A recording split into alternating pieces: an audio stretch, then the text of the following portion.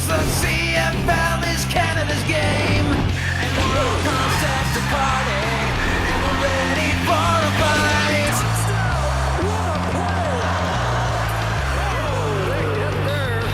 It's Friday night football tonight. It's Friday. It's Friday night football tonight. It's Friday.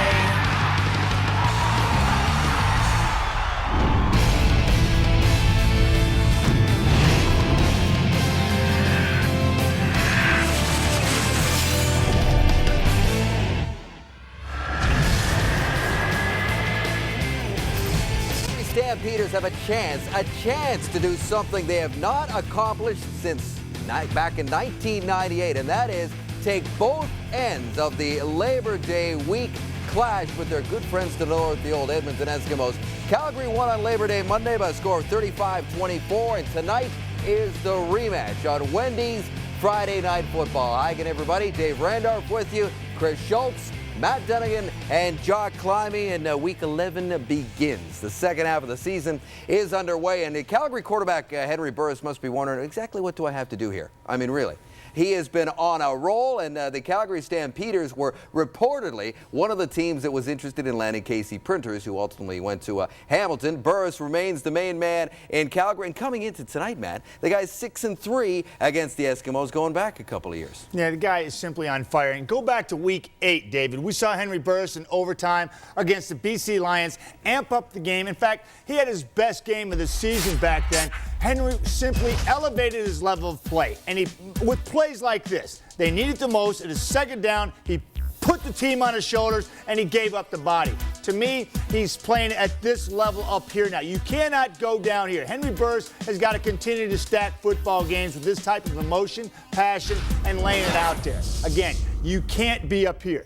You played up there. Expectations are there. Schultz, to me, he's playing like that. He's playing on top of his game. He's shouldered his football team. He's playing with emotion. I expect to see it again tonight. Do you think Ricky Ray's playing at that level? I think he is. I think he needs help, Schultz. He does need help because Ricky Ray is having a really good year. He's completing 70% of his passes, and that's a remarkable number. It's a testament to how well he plays football. But, you know, on the average pass, it only goes 8 yards. And it's really hard to get 8 yards, 8 yards, 8 yards, and go all the way. These are the type of plays they got to go for, these long-distance plays. Secure the football. That would have changed the entire game. Why? Because it was a long-distance pass. In the Monday game, 17 of Edmonton's 24 points came off of turnovers. They can't wait anymore. They got to go through a little bit of a philosophy change on offense. Throw the deep ball. Ray's one of the best deep ball players there is in this league.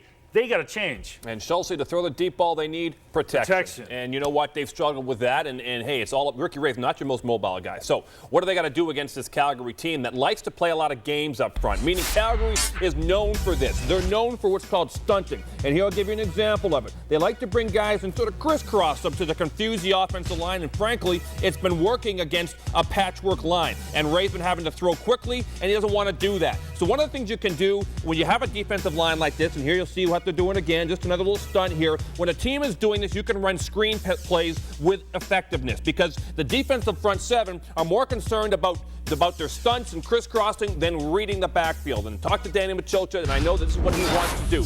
Folks, look for Edmonton to use a screen pass, maybe more than they have, against a front seven that loves to play games up front. Well, Danny Machocha and the Eskimos got to do something. They got to turn it around. They have just one win in their last 5 games. They are at the bottom of the Western Division. They're in danger of missing the playoffs, which was unheard of in Edmonton up until last year. So we ask you tonight on the Boston Pizza poll question, do you think Edmonton will rally and make the playoffs? Simple yes or no will do. The CFL on TSN is brought to you by Wendy's new Baconator, the official hamburger of the CFL. Wendy's, that's right. By Rona, the Canadian how-to people. And by Rogers, proud partner of the CFL. Kay Norton of Edmonton, you could win a 50-inch Prima Plasma TV if a kickoff is returned for a touchdown in tonight's game, thanks to Safeway's Touchdown and Win promotion. If a second kickoff is returned, you win $1 million. Enough talk, let's play some football. Let's go to Edmonton. Thank you, Dave. Tonight's game available on TSN HD. And at 5.1 Dolby Digital Surround Sound, TSN is Canada's sports leader in high definition. Well, we're ready for the Labor Day rematch on a cool evening at Commonwealth. We had a thunderstorm roll through here a couple of hours ago, but it's cleared up nicely. And it should be a good night for a brat and a football game. Tom Higgins Stampeders trying to sweep the 3-game set with Edmonton and this Labor Day series for the first time since 1998, while Danny Machoch's Eskimos have lost 4 of 5, but they can pull even again with the Stampeders for third place in the Western Division. So it's really a critical game for Edmonton. Without question, especially the fact that it's played here on 3 days rest. They've talked to a lot of alumni over the last couple of weeks who have said and played in this series, and they said the first game on Labor Day is about X's and O's. Game 2 is all about the physical aspect of the game of football. This is when it gets down, it gets rough. The Edmonton Eskimos always play better here at Commonwealth.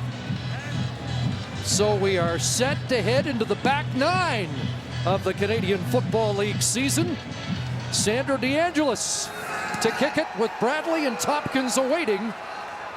And the short kick taken on one hop by Tony Tompkins. And TNT lunging to the 34 to set things up for Ricky Ray and the Eskimos offense. Well, this team may be struggling, but Ricky Ray certainly hasn't. On pace for over 5,000 yards passing on the season. He needs some help from the supporting cast, and that starts in the tailback position. Tyler Ebell has a great average, just hasn't seen the ball enough. That average at 6.1 yards per carry. Ricky Ray gets Jason Tucker back. He's missed 4 starts, had to get some cartilage shaved in that knee. And there is the offensive line with Roundtree playing at the guard. Patrick Kabongo at tackle beside him. First play of the game, and Ricky Ray will toss it out to Kamal Peterson. And Peterson makes a miss. He could score. Foot race. Kamal Peterson tripped up, and he's out at the 12. Dwayne Carpenter saves a touchdown. What a start for the green and gold. 64 yards. That's the type of play that the Edmonton Eskimos have been missing. The supporting cast around Ricky Ray. He delivers this simple out throw to the sideline to Kamal Peterson, and Peterson hurdles the first attempted tackle right there from J.R. Ruffin. Then it is a foot race. Now, Carpenter has to take a chance because Kamal Peterson was pulling away. He takes it right there. And does he step out of bounds? Very close to that sideline, but once the whistle blows, the play stops. And there on the chalk. But it is 64 yards, his biggest play of the season. And a real comeback season for Kamal Peterson. First down, flag down. Tyler Ebell off the right side. And has a couple of yards brought down by Brian Clark, who was not in the lineup on Labor Day. Glenn Johnson is in charge of proceedings tonight. And the penalty against the Eskimos. Is that the start the Edmonton Eskimos? Edmonton number 84. 5-yard penalty will repeat first down. At the start they needed or what? I mean, after having a lead or playing well in the first half and then blowing in the second half against this Calgary defense that gets Karan Williams back in the middle the last couple of weeks. You mentioned Brian Clark. He's back in the linebacking core, had an infection in his knee that has cleared up and he's fine. They say the best player on defense this year has been Brandon Browner, who has 3 forced fumbles, which is among the lead leaders. J.R. Ruffin back in the lineup, first time this year, 1st and 15. Out of the backfield comes Ebell, and he will step out at the 11, close to the original line of scrimmage. You know, you mentioned Kamal Peterson and that play he made. Kamal Peterson coming into this game is the Edmonton Eskimos leader in the receiving corps. And I've talked about DJ Flick in Saskatchewan being a guy that's probably one of the comeback players of the CFL this year. I think Kamal Peterson is right up there as one of the comeback players. You know, he's playing with a chip on his shoulder.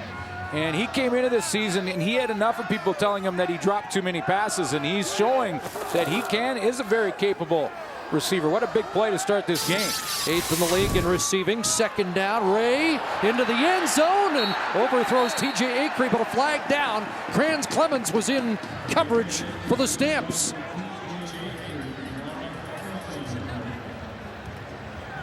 And that was with the ball in the air. Acri, who had the big 75-yard play, but the ball batted out of his hands as he approached the end zone last week by Brandon Browner. TJ Illegal Acri. contact on a receiver, Calgary number 32. Will go half the distance to the goal line and a first down. Corner Krantz Clements is called on illegal contact, so that happens before the ball is thrown. The flags came out late with the ball in the air, but the penalty occurred before that ball was thrown. Everything looks fine at that point in the play, but illegal contact made by Krantz Clements right there, who was in coverage on TJ Acri. So the jumbo offense in, the twin tight ends, 1st and goal from the 5 after the penalty. And Ray looks one way, and now Tate George in pursuit. Ricky Ray just throws the ball away. Tate George, the defensive end who had 3 sacks on Monday and now has 6 on the year in limited duty. Well, the guy that Ricky Ray wanted to go to is the guy that he often does down in this area, and that's Jason Tucker back in the lineup. It's Tucker time when they get inside of that 30-yard line. He often runs that corner route, and he draws double coverage. Trey Young from the safety takes him over the top. Ricky Ray has nowhere to throw on that side. Tucker was well covered. So it's 2nd and goal from the 5. Bunch formation to the short side of the field. Ray looked that way, and again, second option, end zone, and incomplete. Tucker fell. And Jason Tucker did lose his footing deep in the end zone. Brian Clark ended up way back there from his linebacking core, almost like the veteran Brian Clark knew that Tucker would be the target. He's open initially. Tucker's going down towards the end zone. He breaks open right there, but Ricky Ray had been rolling to his left. That's where Tucker stumbles. The ball ends up bouncing about 3 yards in front of him. Brian Clark right there in coverage. He went a long way back to help out his secondary. So Sean Fleming comes on. The Eskimos have to settle for a 3-point attempt. LaFleur's the holder, and Fleming puts it through. So Dwayne Carpenter saves 4 points. Eskimos lead by 3.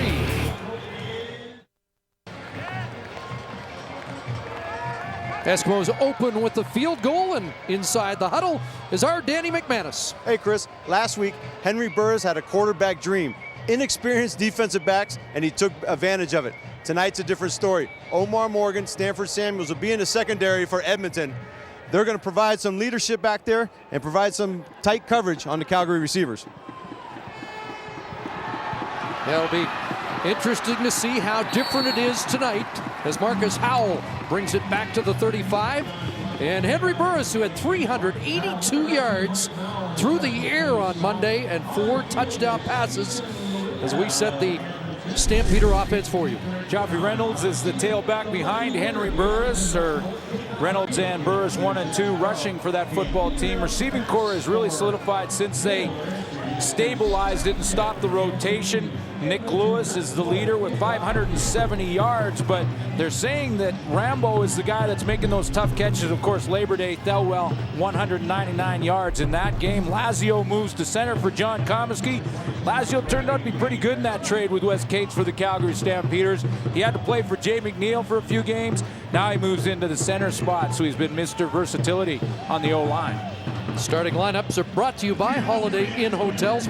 Mike Bradley shaken up on the kick coverage for the Eskimos. Could be a very important guy tonight because Tyler Ebel is the starting running back, and Ebel's had a sore shoulder. Bradley backing him up, and now he's been nicked. You mentioned John Comiskey not in the lineup, but Dan Comiskey out of the lineup for the Eskimos. 2 of the real warriors in the trenches on either side unavailable. And Danny Machocha's lost Dan Comiskey for the year. He tore a tricep in the game on Monday and actually finished the game, played the 4th quarter with the injury. I'm trying to figure out exactly what the problem is. It almost looks like wind. When you get the wind knocked out of you, you get on all fours like that, try and get that wind back.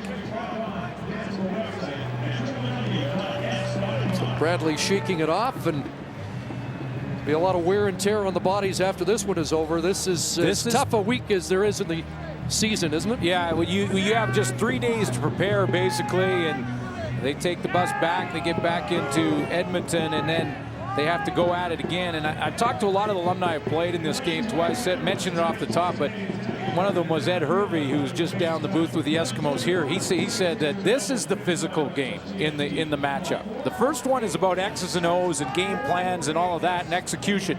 This one becomes physical because the guys have to get over that hump. Everyone's tired. Both teams are tired. Both teams are banged up. Both teams are hurt. But right around, like Danny McManus said about halftime, they start to shake that off. It becomes very physical. And boy, do both teams desperate for a win for different reasons. Well, the Eskimos got the jump last year. AJ Gass told us yesterday this one's all on adrenaline. Eskimos led 16-0 last year, but Henry Burris led the Stamps back. Take the lead before Edmonton finally won out. And again, Henry Burris using his legs to have the Eskimos defense off guard. 7 carries, 59 yards against the Eskimo defense on Monday. They simply need to get more pressure, that defense up front, and that's where this front four comes in. Raheem Abdullah leads the team up front with 4 sacks. After that, Ron Warner 2, and that's it from the front four. They need more pressure there. They got to blitz some of these guys. AJ Gass, Shannon Garrett, or Shadiq Shabazz from the linebacking core. We talked about the secondary. Morgan's back in, and Samuels. Burris got 7. He's the 7th leading rusher in the league. 2nd and 3. Looking for Copeland. Incomplete. It's a 2-and-out to start for the Stamps. But that was the type of defense that really hurt Edmonton last week or in the Labor Day game, because that time Samuels was right on his man and Morgan had taken the deep threat. So on Monday, Burris looked up and saw 2 open receivers. Early in this game, he looked up and saw 2 covered receivers. That's a big difference, and that's why the veterans are being asked to play probably before they're ready to.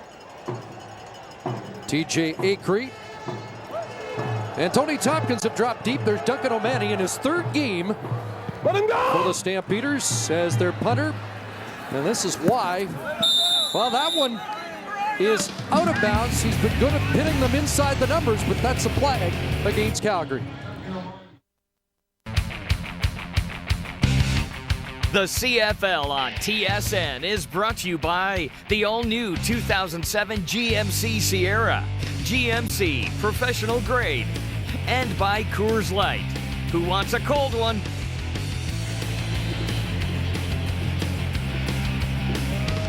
Welcome back to Edmonton. The Eskimos had the option, take the ball at the 36 or make Duncan O'Mahony punt again. It was a 33-yarder out of bounds the first time. And O'Mahony with a better kick. Let's see if Tompkins can give them better field position with a return. No dice. Great coverage downfield. Matt Grudegood with the tackle and a 51-yard punt. Well, the happiest guy in Edmonton is Ricky Ray because he has his #1 target back. Having Jason back is going to help us out. The things he can do with the football after he gets it, and the routes that he runs, and also he's going to open up bigger windows for the other guys. So defense is going to pay a little bit more attention to him, and the other thing too is that consistency. He's one of the guys that can deliver one of those sparks that we're looking for, and when things aren't going well, if he can make a big play for us, he can get things going. Jason Tucker missed 4, said he probably should have missed more than that with the knee injury. And in trouble, Ray goes down. There is a penalty marker. Tay George with another sack, but flags down on the play. See what the flag is. Ricky Ray will move Jason Tucker around in the formation to try and get him the ball. He'll play him at slot back. That's his normal spot, often on the short side. That last play, they moved Jason Tucker to the wide receiver position to the wide side of the field in an attempt to find other ways to get him the ball. Illegal substitution, Calgary number 37. That's a 10-yard penalty, first down. Mark Kalist called on the illegal substitution. And I talked about the combination that there's been some great ones throughout the CFL. You can think back to, when you look at Danny McManus, Darren Flutie, a great combination, that 1-2 punch. You got Ben Cahoon and Anthony Calvillo, Montreal currently. Ricky Ray and Jason Tucker is that combination, and they've missed that for 4 straight weeks. Ball on the 41, and Patrick Kabongo out of his stance too quickly. And that's procedure against the Edmonton Eskimos. And when Patrick Kabongo moves quickly, everybody notices. Edmonton number 56, 5-yard penalty, repeat, first down. He just has to lean forward, and he looks like he is offside. That's a revamped offensive line. Kevin Lefsrud and Dan Komisky, the starting guards at the outset of the season, both unavailable. Rhett McLean in at left guard. 1st and 15. And Ray sets up the screen to Ebel. Tyler Ebel, high stepping to a first down and out at the Calgary bench.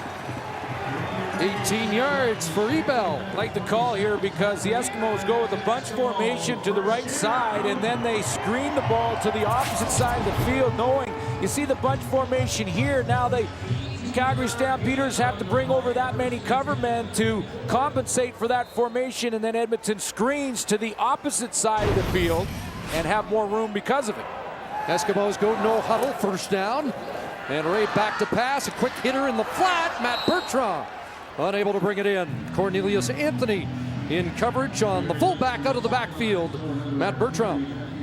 You mentioned Tyler Ebel, who just caught that little screen pass early in the game, and you know his numbers probably aren't as impressive. Remember, he kind of went in and out with Ron McClendon early in the year, and really didn't get the reps that everyone thought he should until McClendon himself went into Danny Machocha and said, you know, he's pretty good. Maybe we should play Tyler Ebel a little more. You know, it's a funny stat because Ebel's been more productive, but they have yet to win with Ebel. Just the one tie on his start against Winnipeg. Here's Ebel taking the pass over the middle, upended. A couple of yards short of the first down. Well, Scott Coe with the tackle. Matt Dunnigan mentioned it in the pregame show, and I think it's worth repeating it, that Ebel's numbers, because of a lot of reasons, maybe aren't as impressive as some of the backs in the league, but he is still that kind of player. You see it all the time with his effort. You see him make people miss and break tackles. That time he went up over the top to get every inch he could. And remember, you mentioned earlier, he's playing hurt. He's probably about 2 games away from when he should be playing, and he's in there because he knows he has to be. You mentioned, we talked to him yesterday. He looked pretty stiff. Yeah, he wasn't saying, moving I'm well. fine, but you could tell. Fleming will try and pin the Stamps deep. It'll be Marcus Howell letting it bounce right in front of him. Howell with a couple of fumbles on returns. Gets the no yards against Edmonton, but they'll be starting deep.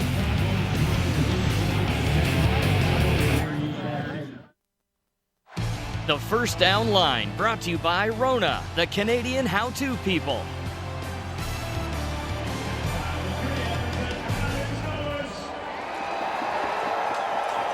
Well, it was 2 and out, the first possession for the Stampeders. They rolled up 502 net yards against BC, and on Monday, 517 against the Edmonton Eskimo defense. They start at their own 14-yard line. Joffrey Reynolds, the ball carrier, is brought down quickly as Adam Braidwood's fired up. As we join Jermaine Franklin on the sidelines.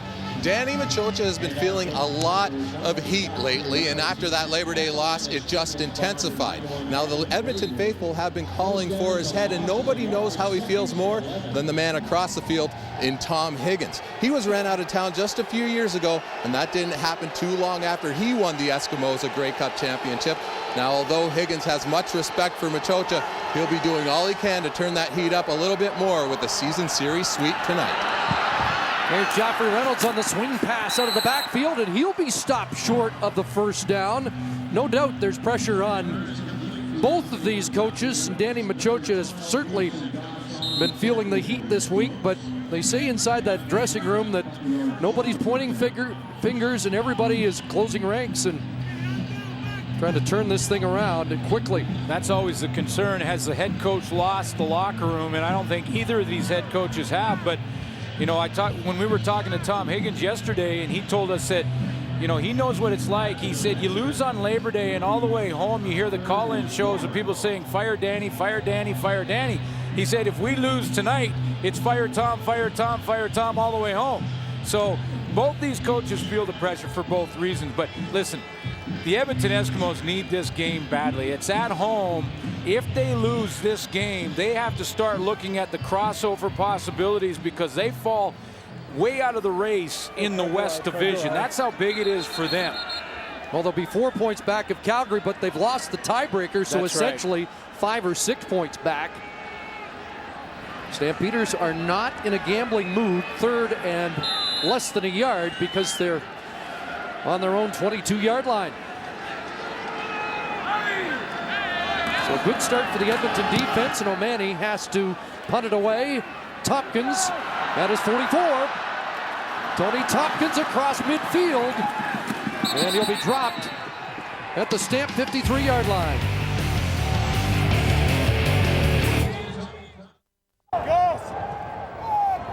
Ricky Ray has 4 receivers to the wide side, but a handoff up the middle to Ebel. Wrestled down quickly by the newcomer, John Siptak, making his Stampeder debut.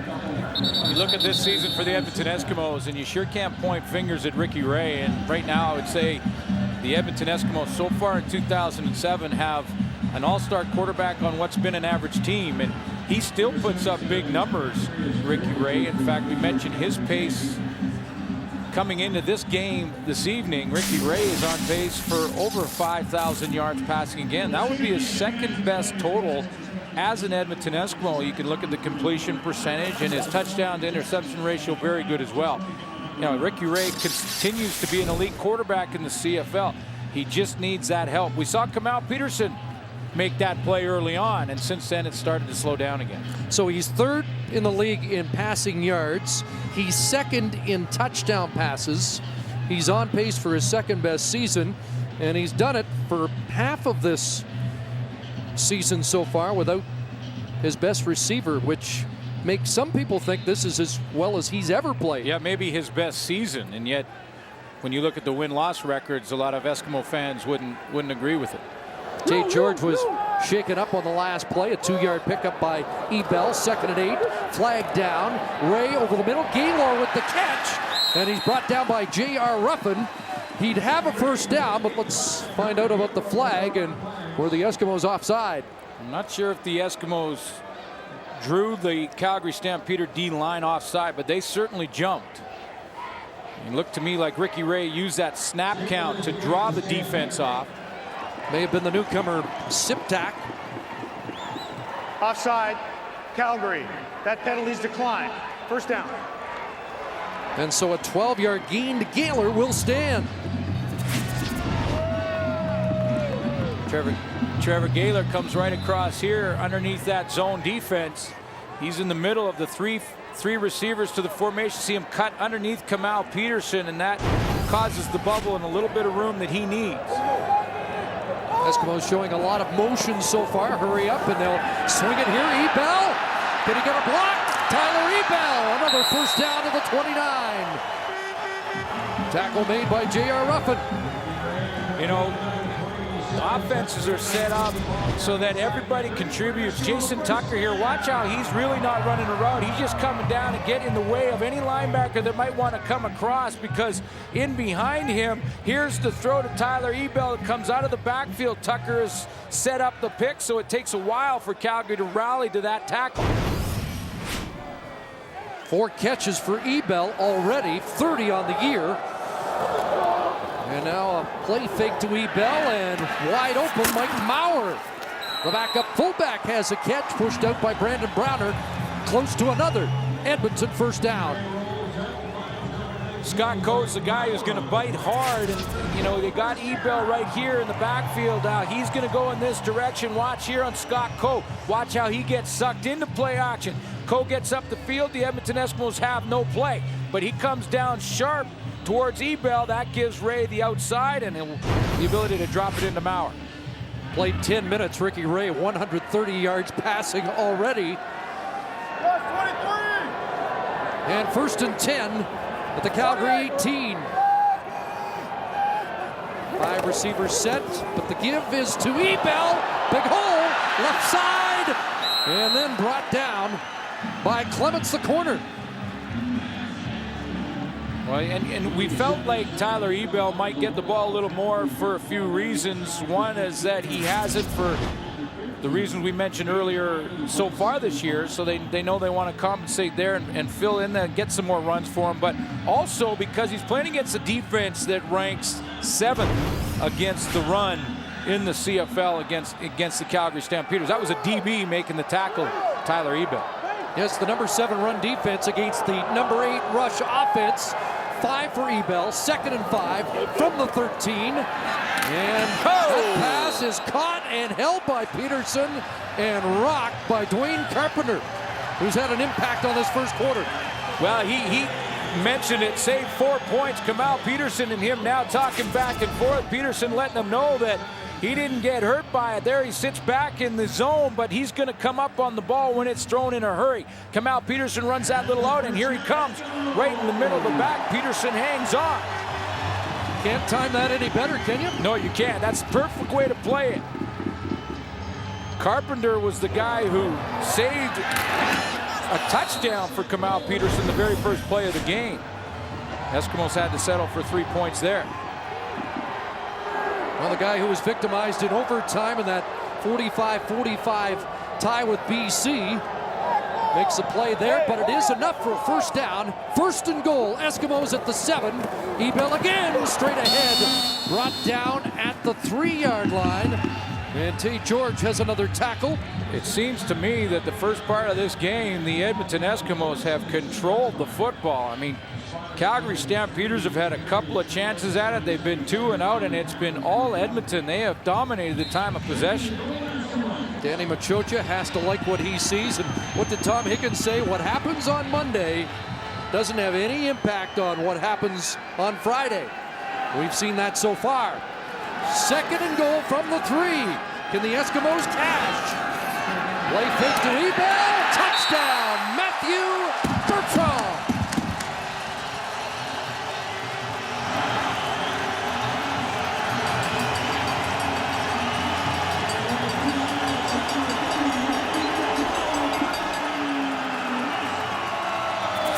Calgary Stampeders, once you get down to the goal line, they have to pinch, and that's where Ricky Ray is getting outside because he's play actioning down into Ebel, and he's getting outside because of it. The Calgary Stampeders need to punch when they're that, or pinch when they're that close to the goal line, and Bertrand wide open from the fullback spot. Stamps made them settle for a field goal the first time in the red zone, not this time. Fleming adds the extra point. Over 2 minutes to go, first quarter, 10-0 Eskimos.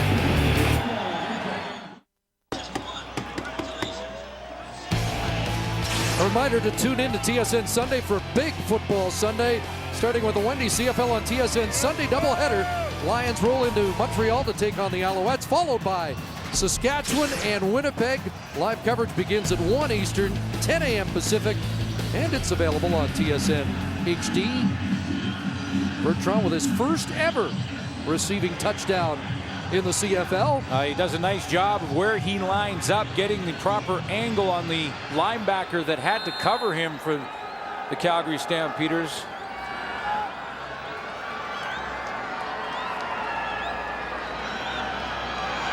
All Eskimos so far. Remember last year they led 16-0 in the rematch. Calgary came back. Marcus Howell steps out. 8 plays, 56 yards for the Bertrand touchdown. Let me show you Bertrand's where he lines up. There he is right there. And look how Cornelius Anthony is protecting the outside here. And in doing so is given it about a 2-yard gap there. Bertrand's going to come out of the backfield in that direction. And Anthony can't catch up. He's the guy who's got to cover him. And he's in a chase position from the beginning. And Ricky Ray puts that throw right on the money. And by the way, this is a very difficult throw to make for quarterbacks. They don't have a big target to look at, and he drops it right in the hands of Bertrand.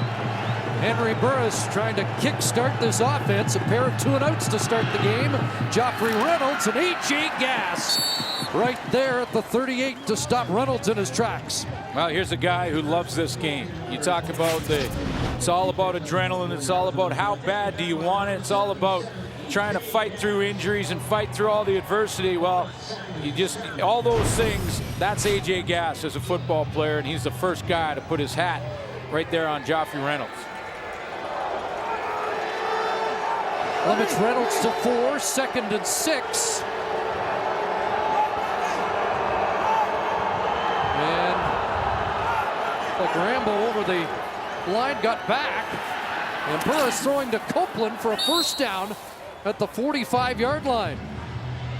The initial first down for the Stamps.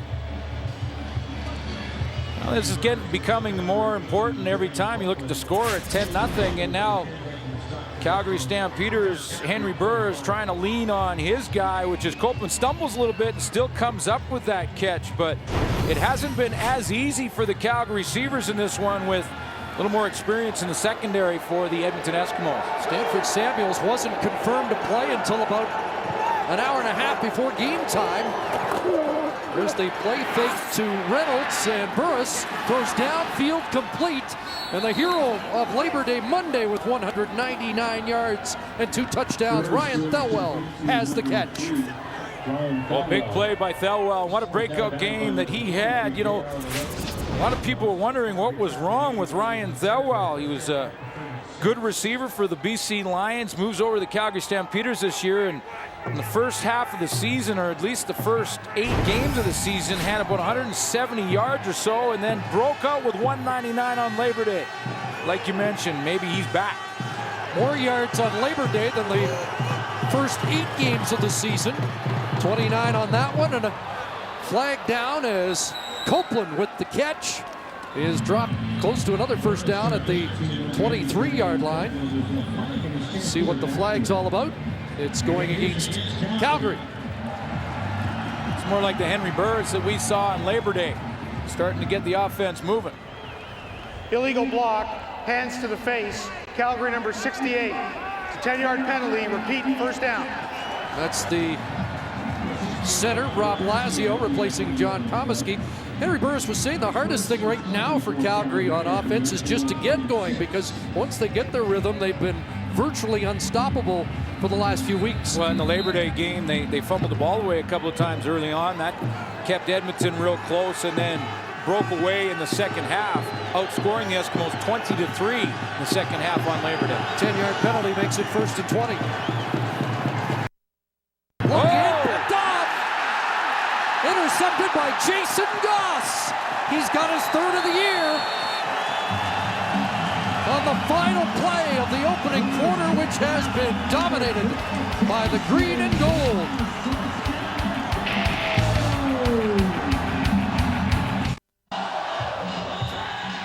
First quarter stats are brought to you by Rona, the Canadian how-to people. Well, improved defensive play by the Edmonton Eskimos, and they're also controlling the football. 140 yards passing for Ricky Ray, but look at the time of possession. 10 minutes to 5. Eskimos with 17 points on Monday off turnovers, get the first one of the game, and it's just the 6th interception for Edmonton all year. Jason Goss has half of them. Yeah, it's been a problem for Edmonton, not only, covering receivers coming out on the opposition, but also turning the football over. That's the next step. They haven't got the pressure up front they'd like. Jason Goss gets them on the board. You mentioned Jason Goss from TCU. There might be a theme tonight. Texas Christian. Well, we know one of the stars from TCU is back in the Canadian Football League. Congratulations to the Hamilton Tiger Cats signing Casey Printers. Great to have Casey Printers back in the CFL, and Jason Goss was a teammate of Casey Printers at TCU, along with LaDainian Tomlinson. And a previous edition of the Horned Frog squad included Jason Tucker. Here's Ricky Ray going to Gaylor. Flag down, catch made, check that, that's Jason Tucker with the catch. Well, and the fact that Tucker's uniform is off his shoulder pads may be what the flags are about. So we've got a back-to-back big plays by TCU.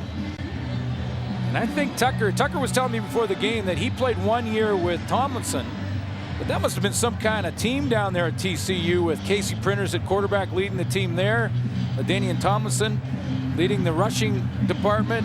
You had Jason Tucker early on in that process, and then Illegal Jason Goss. contact on a receiver, Calgary. That penalty's declined. Major foul, face mask, Calgary number 27. It's a 15-yard penalty from the end of the play. First down. Brandon Browner And the Stampeders, who've averaged 120 yards a game in penalties, having penalty trouble early. And this is the play that the Edmonton Eskimos have been missing over the last few weeks. The ability to stretch the defense a little bit. There's across the middle, and you can see the face masking call there. It wasn't Brown, wasn't though, Carpenter. It was Carpenter, 29, not 27, but it is a first down at the 16-yard line. 24-yard play, 15-yard penalty. And Ray behind Gaylor, incomplete. Well, let's take a look at how Ricky Ray and the offense got the ball back.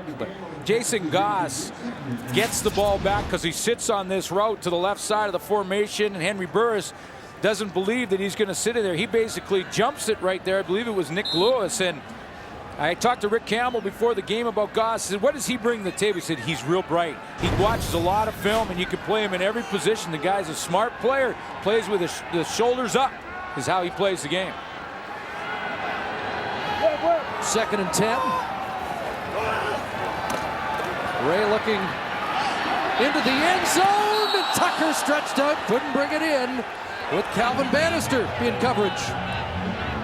3rd trip to the red zone, and for the 2nd time, the Eskimos will have to settle for a field goal attempt.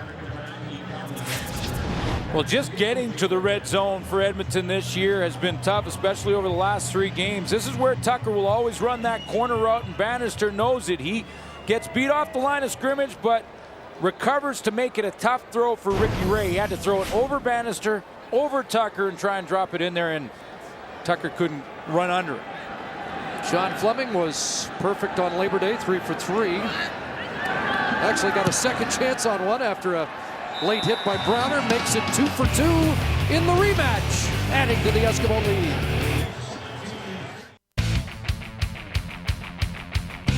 The CFL on TSN is brought to you by the all-new 2007 GMC Sierra, GMC Professional Grade, and by Coors Light. Who wants a cold one?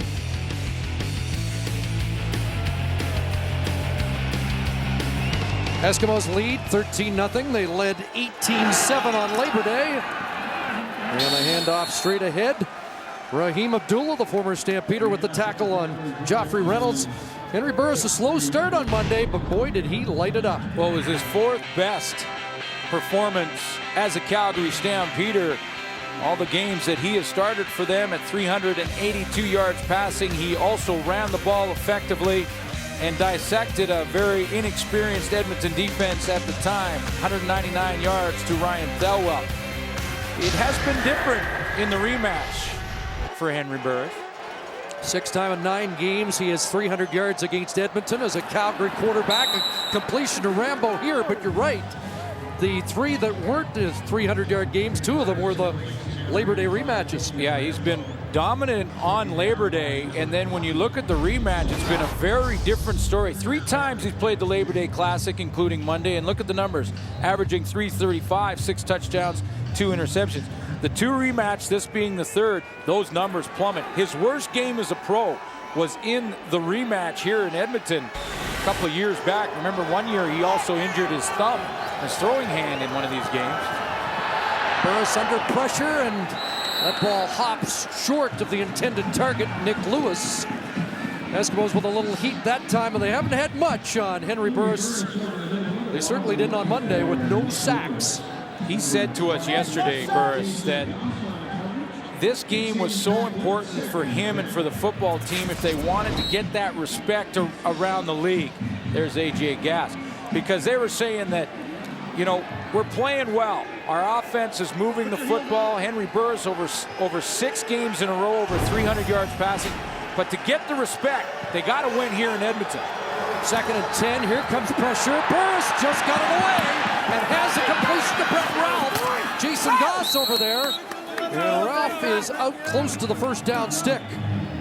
Some kind of throw for Burris there. He had a defender right in his lap, and he really strong-armed that to the outside. Kenny Anatolu, number 44, with the pressure. Yeah, you saw him sneak through the middle there, and that's a tough throw to make when you got a linebacker in your lap. Anatolu, and he strong arms it as he's getting hit. Turns out to be an 11-yard gain for number 11, Brett Ralph, the Raymond, Alberta product. So the Stamps have a fresh set of downs for Joffrey Reynolds. Great cut. Reynolds into the secondary and down to the 31. 16 for Joffrey Reynolds. Defensively, you try to sell out to the point of attack so badly that Joffrey Reynolds is patient on the run. Rather than go to the point attack, which is the left side, this is the cut he makes on natural grass to cut across the grain like that around the outstretched hands of Rob Brown, and breaks into the open field. Jason Goss has been shaken up on the play after the first down run by Reynolds. We'll take a timeout here at Commonwealth.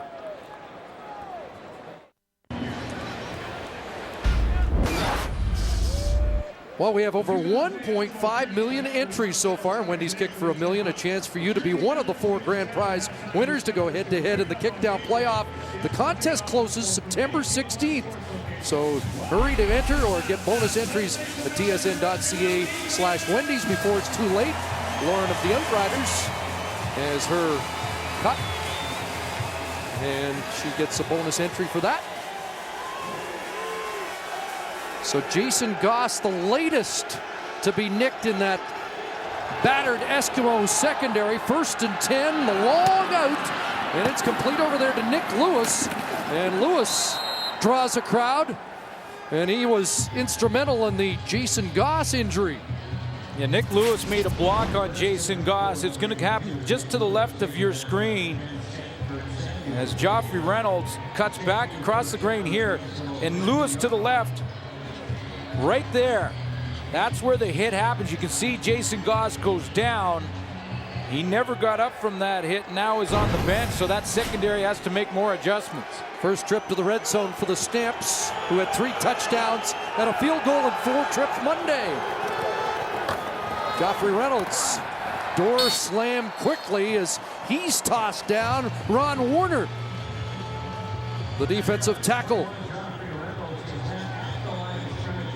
Injuries in the secondary mean that the front 7 really have to pick up their game, because that's where you can compensate. Pressure on the quarterback will always trump a secondary in the way that they play. So if your secondary is strong but you have no pass rush, doesn't matter. If your secondary is weakened, you better get a pass rush.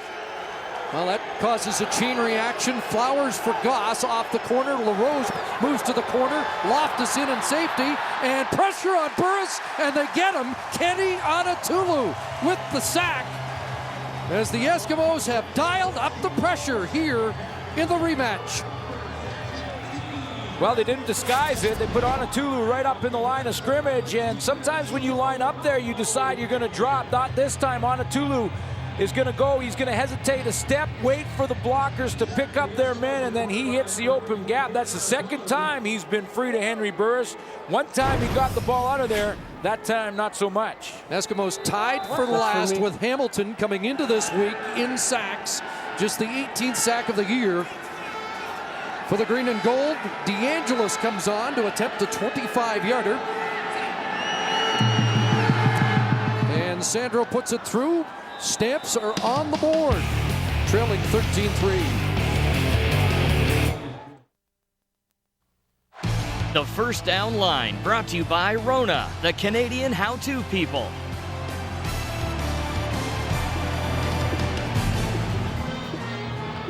Sandro DeAngelis, who has the best field goal percentage in the league, getting Calgary on the board and getting set to kick off to Tony Tompkins.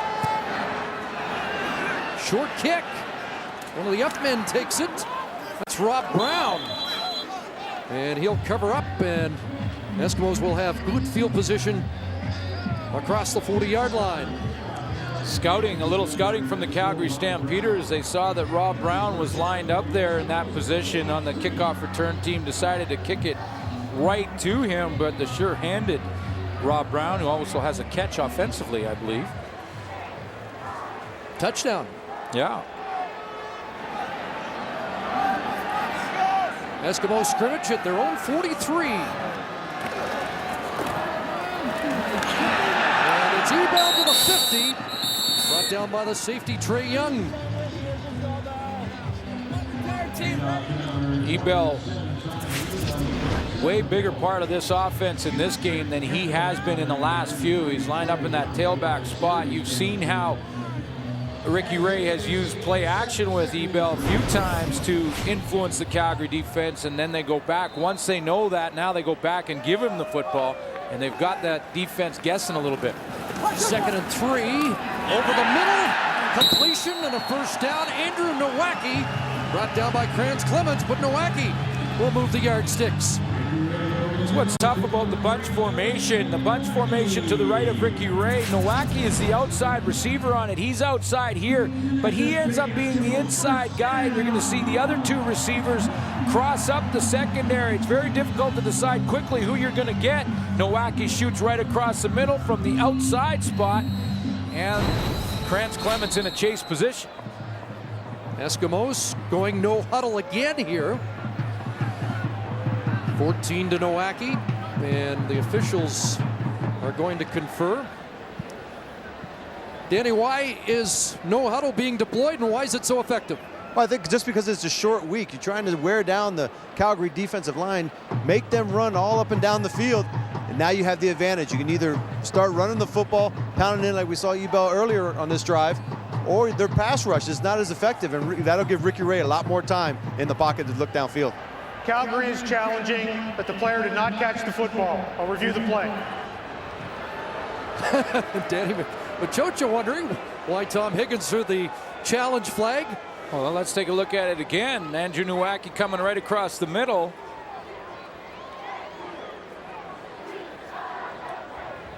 It was a 2nd and 3 play. You can see him just to the right of your screen. He cuts underneath. Catch is made there. And the ball comes loose, and did he survive contact? And well, the ball came loose, it looked like, when he hit the ground. I mean, he's got it there and he's running with it, and now it comes out as he goes down. I mean, that was 2 or 3 steps with the football. And he survived the impact from Krantz Clemens. That's the question here. Is it's the bang bang plays they talk about, the one where the guy catches it and then gets hit, and that looks like a catch to me. I mean, Andrew Nowacki survived the impact from Clemens, took another 2 steps, and then as he's going down the ground, the ball comes out. Now the whistle had blown, so they can't rule it a fumble after the fact, but I think that's a catch. So Glenn Johnson's gone under the hood. And if nothing else, it certainly slows down the Eskimos, who are trying to put some heat on with the no huddle. Well, yeah, that's a good point. Maybe that's one of the reasons Tom Higgins decided to challenge it, even though. But that ball looks comes like out awfully late. Yeah, that's a catch.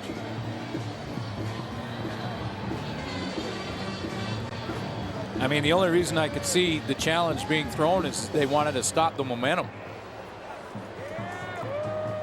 Upon review, the player did not survive contact with the ground. Therefore, the ruling is overturned and it's incomplete. It'll be 2nd down on the 50-yard line. Well, Jock Climby's talked about this a lot, and we have seen this before, and I think it's taking the interpretation to the extreme. No, that's a catch, because this comes across the middle. The idea is you have to survive contact from the player or the ground. That's 3-4 steps. Then he goes down. I mean, that's a catch. And Danny Machocha's incensed. And again, they have been relatively consistent on this call, but that's the extreme to say that that's no catch.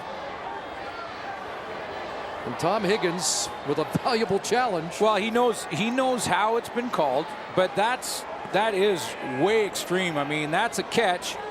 Survived contact from the player, took another 2 steps, went down to the ground, and then the ball comes out after he's on the ground. That is not having to survive impact with the player or the ground. That's just flat out a catch. And I think that even the officials at times, there is some confusion in the interpretation and how strict you can be on this. It's been debated all season. It was debated last season. I would suggest the debate will heat up a little more after a play like that. Well, this is interesting. Have the Eskimos now challenged the same call? They want Glenn Johnson back under. I'm not sure we've seen this before. 2 challenges, same play. And maybe we're not going to see that. Johnson briefly looked like he was going under the hood.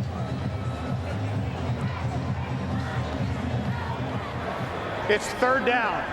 I incorrectly announced 2nd down. It's 3rd down. Okay, that's why he went back to confirm the down. And that's fair for the officials. They can go back and go upstairs to find out exactly where the ball was, where it should be marked, because once the play happens and then the challenge, they have to get the accurate reading as to where it was and what down it was. That's fine. Yeah, there's no point in challenging the challenge because he's made his decision. You can't overrule the overrule.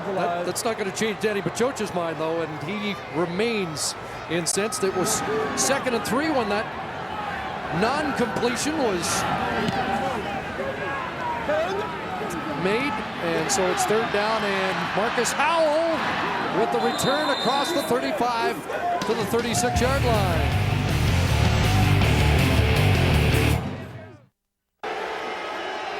Well, a break for the Stamps. They go to work on offense, and Henry Burris for Brett Ralph, and that one knocked away. Jason Goss back in the Eskimo secondary and making another play.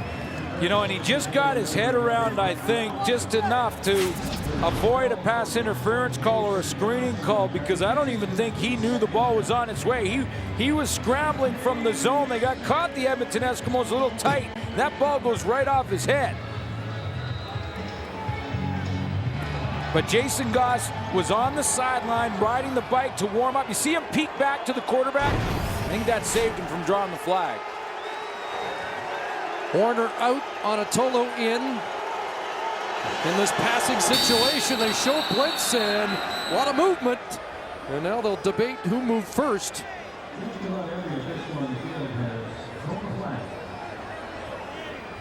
And it is procedure, Calgary. Procedure, Calgary number 50. 5-yard penalty, repeat 2nd down.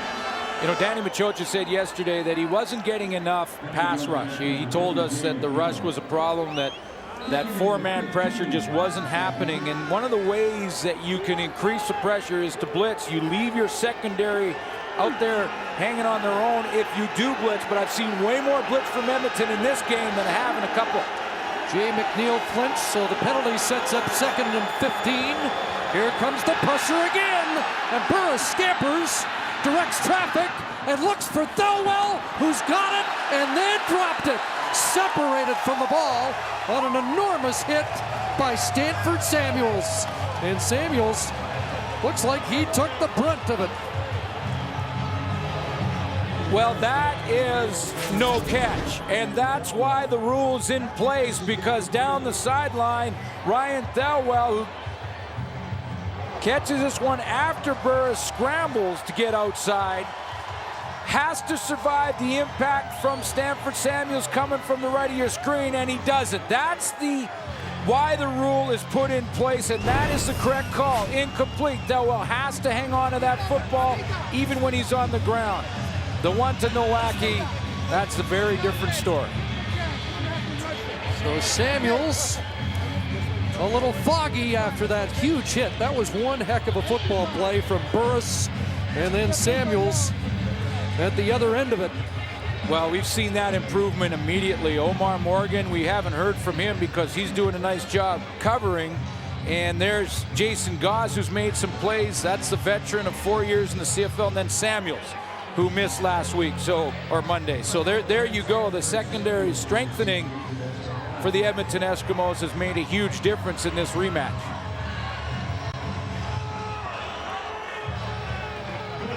Eskimos lost Lenny Williams in that game Monday. He had an interception early, but a knee injury has him sidelined.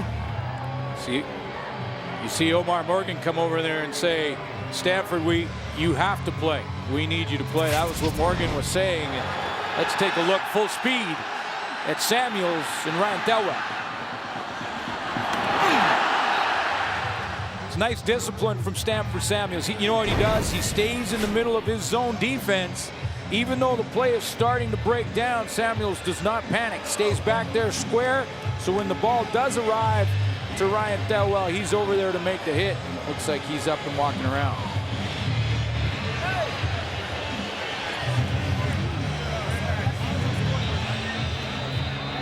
So third down. And O'Mahony in to punt it away. Tompkins awaiting just inside his 40. Penalty marker as Tompkins dropped near the 50-yard line. Again, a penalty marker on the play. Rob Cote, one of the first men down for the Stamps. And let's sort out the flag.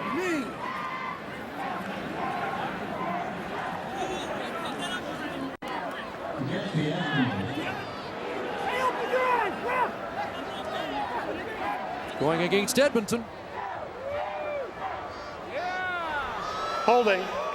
Edmonton number 91. 10-yard penalty. First down. Adam Braidwood called. Let's join Danny McManus inside the huddle. On the last Calgary play, you saw the pressure that we got onto Henry Burris. What Edmonton is doing with their pass rush, they're bringing 4 guys to a side, and they're overloading the offensive line, leaving 1 guy free to go after Henry Burris, making him very uncomfortable in that pocket. This is exactly what Coach Machocha was looking for. Interesting. To overload a side, you know, one of the ways to beat that is to roll away from the overloaded side. So we'll see as the coordinators go in at halftime the adjustments that they may make coming out in the second half. Worst field position start for the Eskimos, their own 30-yard line. And Ricky Ray getting outside. Scott Coe in pursuit. And Ray scampers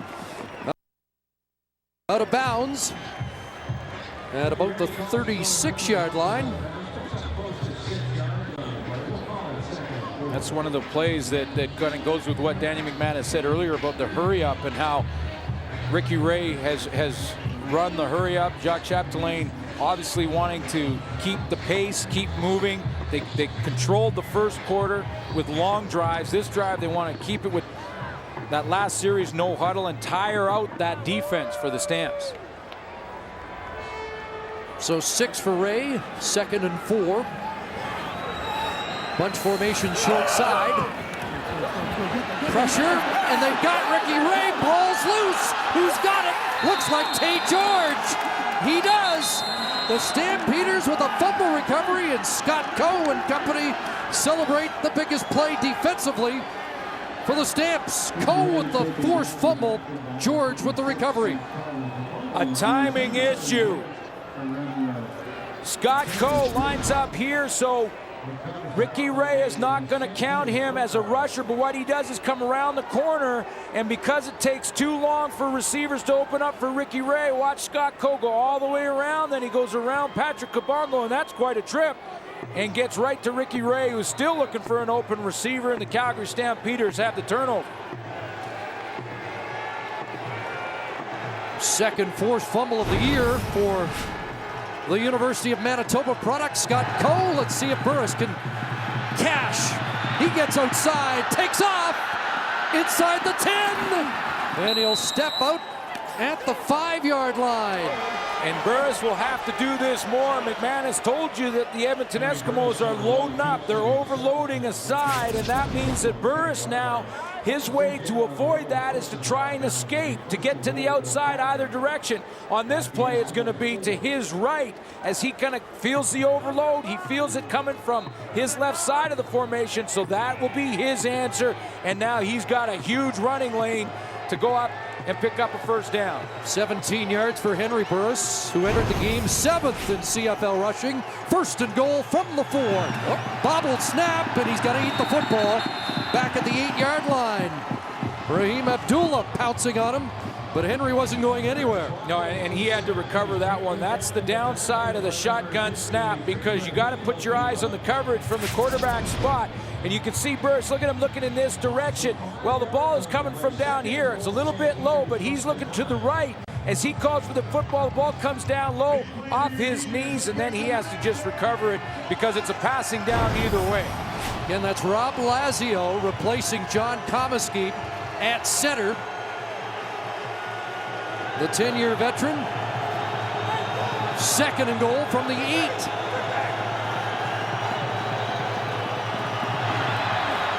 Henry Burris to the end zone.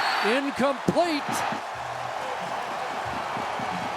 Broken up by Jason Flowers. Nick Lewis, the intended receiver, and he's a little slow to get up. Pretty good protection for Burris. Nick Lewis is the middle guy on the 3-receiver, 4-receiver side. When you get Joffrey Reynolds involved, you're going to come all the way across. But Flowers tries to deny the middle. He makes a blind turn and won't quit, because right there, before he feels impact, he rips the ball out. Burris had time to throw. He put it on the money, but Flowers denied the completion. So Calgary has to settle for a DeAngelis field goal attempt. He puts it through from 16 yards out. And it's now a 7-point game.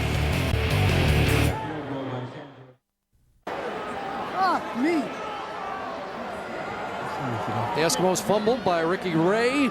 Costs them 3. Now a 7-point lead. And Edmonton takes the ball on their own 35-yard line. 3.5 minutes to go. Ray has an open man, and there's Gaylor. And Dwayne Carpenter stops him in his tracks. Short of the first down. It's one of the great traits for Ricky Ray is his ability to brush off a bad play and come back and just keep his composure, get right back in the huddle and start moving the offense again. That's one of the things that I think that most of the teams around the league admire about Ricky Ray and the players, is that if something bad happens, it doesn't matter to him. You will never tell by looking at him whether he just threw a touchdown pass or just got hit and fumbled the ball. Next time he comes on the field, he completes one for a first down. And Gaylor's forward progress enough for the first down. And Ray will have one more play prior to the 3-minute warning. You know, he was just over 500 yards shy of becoming the Edmonton Eskimo all-time leader, passing Warren Moon. And with his numbers, he might get there tonight. Be a big night. Have to be over 500 yards, but it's been a good first half for Ricky Ray. Pressure again. Ray gets it away. And Kamau Peterson couldn't catch up with it.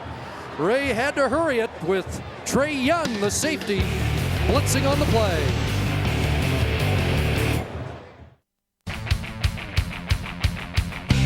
Closed captioning of the CFL on TSN is brought to you by PokerStars.net, the world's largest poker site.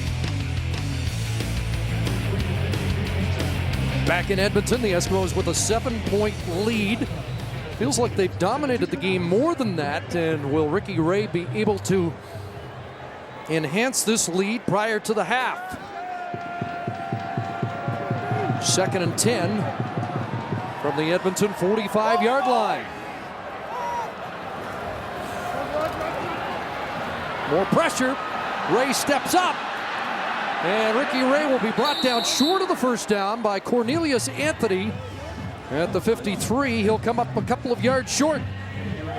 It's in that area of the field, though, where teams, if they want to fake a kick, often will try right around midfield. It's less of a downside, although in a close game like this and in a matchup and a rivalry like this, the conservative punt the football is probably the best decision. But keep in mind, on Labor Day, the Edmonton Eskimos were up by 6 at halftime and were outscored 20-3 in the second half. So I agree with you, Chris, that the Eskimos seem to have dominated this first half a lot more, but it doesn't show on the scoreboard. Oh, and now Calgary's going to have plenty of time for Henry Burris to go to work here.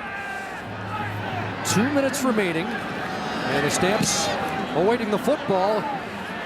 Fleming's punt bouncing inside the numbers, and there's not going to be a return as it rolls out at the 17. A good 40-yard directional punt by Sean Fleming. Well, coming up, it's Wendy's at the half, where Matt, Jock, and Schultze will weigh in on what they've seen in the Labor Day rematch here at Commonwealth. I know Jock shaking his head about the Nowacki no catch. Yeah. Well, I'm sure that'll be tough. Well, it was a key play in the game so far. I mean, Edmonton had a drive going, and that challenge changed that. Calgary Stampeders have kept it close in halftime, as you mentioned, to move it down here and put some points on the board before the half. First down for Henry Burris and company. The play fake to Reynolds, and looking deep for Brett Ralph, who couldn't reel it in. A stride too long for Brett Ralph. You know, sometimes those receivers pop open and they hesitate for a second. And I often wonder, is it because they just don't think the quarterback who's rolling that side can just throw it that far, so they kind of wait for him? But that little hesitation cost Brett Ralph a catch. Just before you saw him come into your picture there, he had hesitated and took a little stutter step. Had he kept going full speed, he catches that one. Henry Burris with 6 straight 300-yard games has just 90 so far in this one, but he'll add to it here. Copeland over the middle with a catch and a first down. Copeland ran a curl right in front of Jason Goss, and it looks to me like Goss is still limping. I mean, he was hurt, had the interception early in the first quarter, and Copeland goes this time. He tries to push him deep, and he runs a curl on him to the right of your screen, and Goss went down. Looked like he got up limping. He stays in the game, but he's nowhere to be seen. You saw Copeland just catch it over the middle there. I don't think Stanford Samuels is back either, and there's another catch. Nick Lewis. J.R. LaRose has moved to the corner, as he had to do on Labor Day. Will Loftus into the game at safety, and so once again the injuries in that Eskimos secondary mounting. And the Calgary Stampeders may not be able to go after it yet, but when they get halftime to talk about it and sit down, they may find new ways to attack the changes. First down at the 46. Long out, Ralph on this side of the field, up against J.R. LaRose. And the catch is made, 1:15 on the clock. 7 for Brett Ralph. That's 2 throws in a row that Henry Burris has gone right after J.R. LaRose at the wide side of the field. Now LaRose will have to swap over and go to the wide side, which is the opposite side of the formation for Burris now. He goes to that wide side corner. Twice in a row they've thrown it in front of him. 2nd and 3. Reynolds straight ahead, should have the first down. On the Edmonton side of half, Abdullah the tackle at the Eskimo 54. Right now, J.R. LaRose is way off the wide side receiver at times. That has been Ryan Thelwell, and LaRose has played real wide. Look at how much of a cushion he is giving that outside receiver, and that means either Brett Ralph or Ryan Thelwell, whomever they put over there, that gives him a lot of cushion. Is a first down on the 5th carry of the game for Joffrey Reynolds. He has 23 yards. And with a 1:11 left in this first half, Henry Burris does not have to force it deep into that secondary. If they're going to back off that much, he can take the underneath stuff still. 1st and 10. Clock running. Stamps still have a timeout. And Burris throws in traffic, and there's a catch. Kenyon Rambo with the catch in traffic, and many of his teammates mentioning yesterday how he makes those tough catches. There is a marker on the play.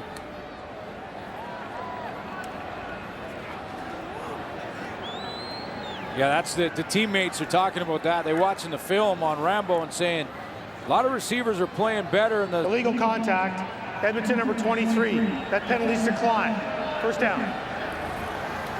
So the receivers are playing better, and Nick Lewis leads the team in yardage. But when you look at Rambo right there in the middle of your screen, he's been the guy making the tough catches in traffic, and tons of traffic there. How about the confidence from Henry Burris to even throw the ball? Shannon Garrett called, but doesn't matter. They'll take the catch in 1st and 10.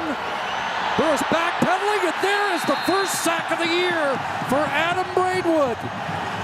Danny Machocha told us yesterday we need more out of the second-year defensive end. He comes up big here. And a bit of a mental mistake from Henry Burris, who was locked into coverage down the field, and he let Braidwood get up into the field. Now, if Burris needs to throw this football away, he didn't feel it because he was locked into his receivers, waiting for one to open. He's buying ground, and he doesn't see Braidwood, who's right. He's almost too close for him to see him, if that makes sense.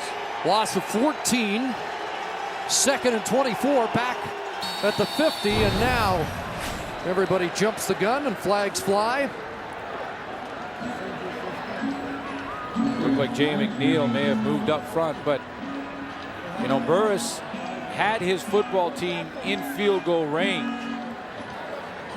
Procedure, Calgary. And they are way Procedure. out of Calgary, number 50, 5-yard penalty. Repeat, 2nd down. That's the second time Jay McNeil's jumped, and you don't usually see that from the 37-year-old in his 13th year.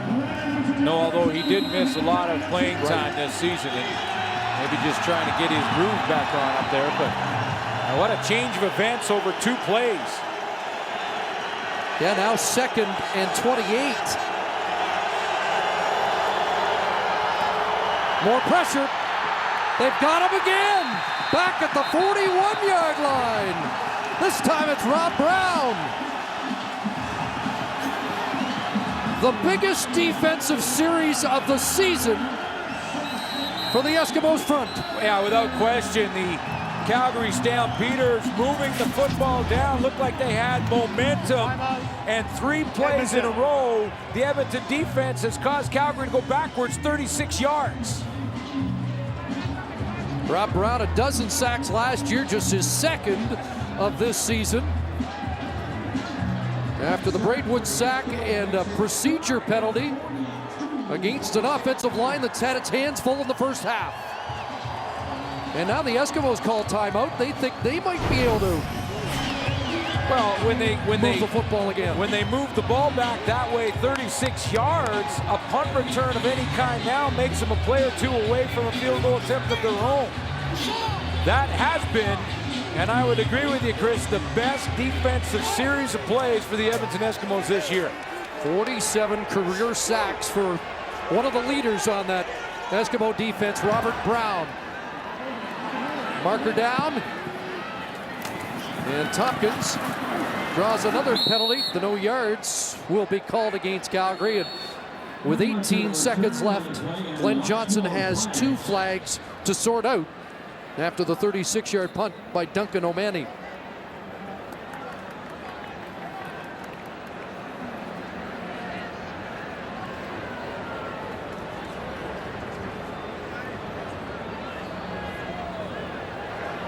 Holding. Edmonton, no yards. Calgary, 5-yard no yards. Will balance 5 yards net against Edmonton. 1st down. So the ball on the 27 after the penalties are sorted out. 18 seconds left. No. You play it cozy. Yeah, I think you take the lead in at halftime here. I mean, I know you have Ricky Ray, and everyone always loves to be aggressive, but you also have to be smart at times, and I'd be surprised if the Edmonton Eskimos try and throw it up here. Well, they're in the shotgun.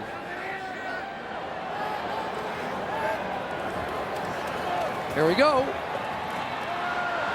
And Ray's going to unload deep, and he's got Gaylor wide open. And he can't hang on. That ball hung up and allowed Carpenter to recover. Somewhere back in the studio, I'm hearing Matt Dunnigan saying, good for the Eskimos for going for it. Well, okay. Yeah, good for the Eskimos. Browner almost had that interception, too. And Calgary Stampeders step up. Now, Gaylor's open, and Ray had to reload. Trey Young got caught looking across the middle at Acree. He's the guy that's supposed to be deep there, and you see, well, it was actually Carpenter came across and almost had the interception. Now, if he intercepts it and takes it back to field goal range, is it a smart play? When you get a guy that wide open, I like the aggressiveness. Yeah, I know everybody does. Of course you do. Now, they're going to put a knee down. So the Edmonton Eskimos will have to do it one more time here, and things heating up. Now the flag, or the clock has drained. Unusual first half. Tom Higgins with a word as his team trails by 7 after 30 minutes. Live at the half, brought to you by Wendy's new Baconator, the official hamburger of the CFL. Wendy's, that's right. Welcome back inside our CFL Live studios. Dave Randorf, John Climbing, Matt Dunnigan, Chris Schultz. Edmonton's got the lead just as they did on Monday at the half. Don't want to harp on this, but it was a play that many people... Jock's going to harp.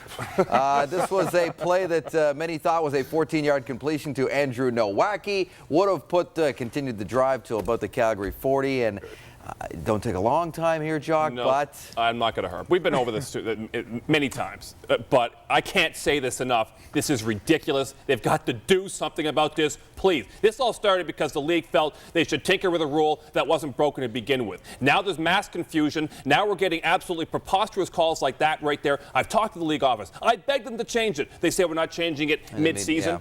No, change it now. It's going to burn them in the Grey Cup, okay? Guaranteed. Mark our words. It's going to blow up in the Grey Cup. Schultz, difference between Ricky Ray on Monday and tonight? Well, I think Ricky Ray is throwing the ball longer with more velocity and more accuracy this time around than he did on the Monday night game. I mean, great defensive back play, much better pass rush, but please don't get conservative, Edmonton, or you're going to lose this game. Watch Ray right here. Finally, he throws a bullet downfield, and look at the accuracy right there to his newfound receiver, Jason Tucker, from a great pass history. That is a Ricky Ray pass of nice velocity, nice distance. And yes, this one is incomplete, but please try it again. That's only about half a foot, and then you would have a touchdown pass once again to Jason Tucker. Great job right there by Ray, throwing the football nice and deep, Jock. Yeah, talking about quarterbacks. Both of you guys addressed the quarterbacks at the top of the show. Maddie, you talked about Henry Burris, and I want to show a few more examples of why I believe Henry Burris has taken a couple of real strides forward. Here's the first one. Talk about poise. His receivers now are offside. I'm telling you, 9 out of 10 quarterbacks would simply have the ball snapped and they'd take the 5 yards. Not Henry. You can do this in football. You wait, you pause in your snap count, you deliver a football first down. Now, I love this too. When a quarterback can do this, this is great. His eyes are downfield, but he knows the pressure is coming. So what does he do? He keeps his feet moving. Watch how he fades, and then delivers a frozen rope off his back foot for a first down. These are things that very few quarterbacks can do, Maddie, as you know, and I think Henry is really coming into his own. Oh, yeah, he's feeling it. He's feeling it, and that's actually a play that he practices, Jack. Quarterbacks practice that. They practice throwing off their wrong feet. And I tell you what, you can't practice what A.J. brings to the football field. I'm talking about A.J. Gass, middle linebacker, leader of the Edmonton defense. Watch this. Hey, this is not a spectacular play, but I like the intensity right here, coming up, playing a second down, plays in front of him, and just gives Jock Reynolds a business. And then we saw this hit. That's worth another look there. Samuels on Thelwell. Bang! Samuels pops his shoulder right there. And look at this on the sidelines. Jocko, look at him. A.J. Gass. Oh, he says, are you kidding me? Sanford. Kill him. Look. I got no love for you, brother. That's a game of football. Are you kidding me?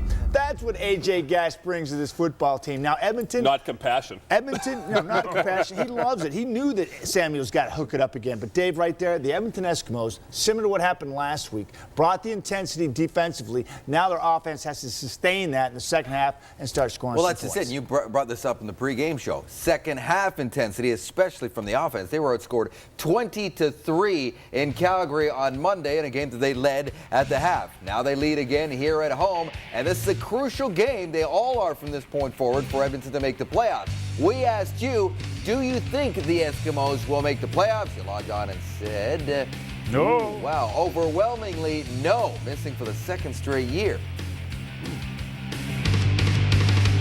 1, 2, 3. Load up the drugs, we'll let the demons come in. Bring all the kids, let them begin. Shoot them the line, I'll lock you up in the pen. If you're rating my life, give it 10. Bottom remains to be seen. If you've got what it takes to be queen, just get your ass to my door and put us. Shine strong, queen.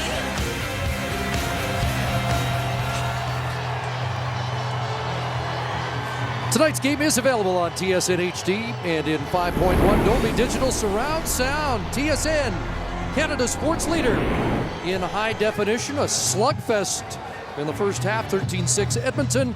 Jermaine Franklin standing by with Calgary coach Tom Higgins. Coach Higgins, you were trailing on Monday at the half. What adjustments do you plan on making this game to make that comeback? Well, exactly the same that we did on Monday. We just repeated it. No injuries to report, just some bumps and bruises. I thought Edmonton did a really nice job with their motion early offensively, and we allowed them then to move the football. We exchanged turnovers, and so now we just got to make some good decisions. We'll get the ball, score a touchdown, make it even, turn this into a good football game. But I think the biggest thing is for us to just start making some plays offensively.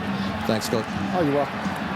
Well, they get the ball on the opening kickoff of the second half. Marcus Howell stopped by Ken Hollis. And Henry Burris leads the offense back for Calgary. And Stanford Samuels checks back in for duty in the Edmonton secondary. It was a hit injury. He was hit and he wasn't sure. They hit his helmet to end the first half. So he is able to get back in this second half. And they need him. They need all the veteran help they can get back there. First play, second half, straight ahead. Joffrey Reynolds into the secondary and rumbles across the 50-yard line. It's interesting. Tom Higgins in that halftime interview there came out and he seemed like he was in a pretty good mood. He was telling a little joke off the top and has been in this position before. In fact, on Monday, he was almost in the identical position down at halftime, but obviously have made a little adjustment in handing the ball to Joffrey Reynolds out of the gate. With that balance at the end of that run. Reynolds had 32 of 68 yards in the fourth quarter on Monday. He's working the third quarter today.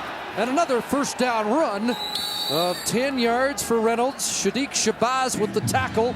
And Reynolds now up to 53 yards on the game. Watch how Henry Burris sells this when he jumps up and he turns like he's going to throw quickly and then hands it underneath. See that little turn to the right?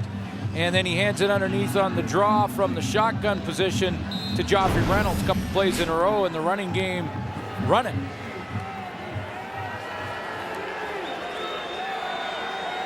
So good numbers for Reynolds now. He's really turned it around since that controversial 4-carry game.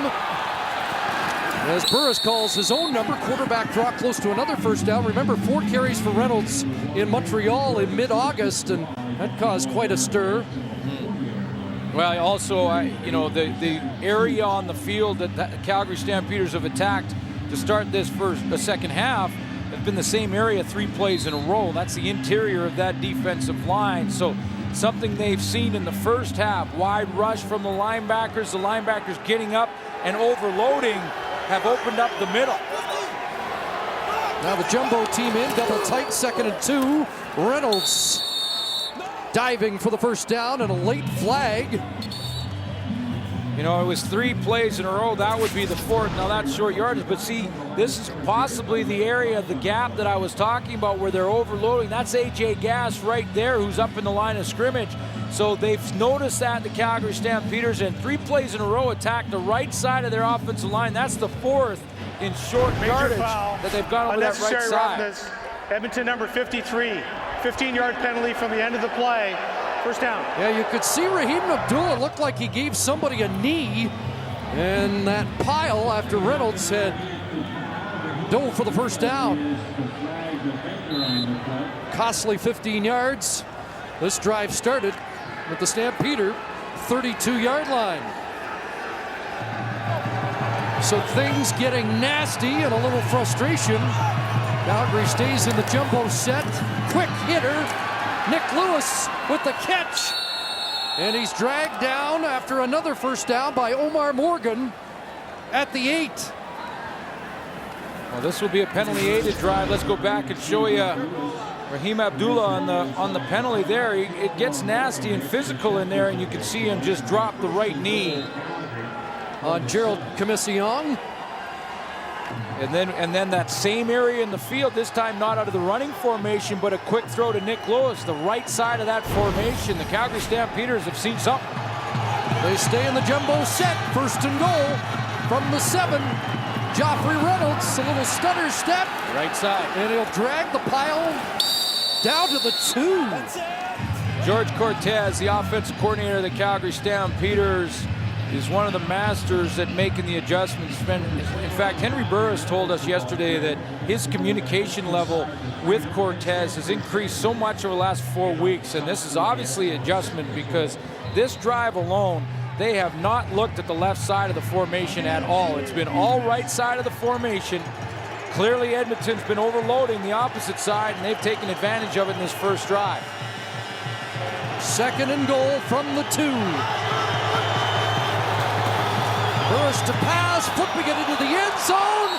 Touchdown, Kenyon Rambo.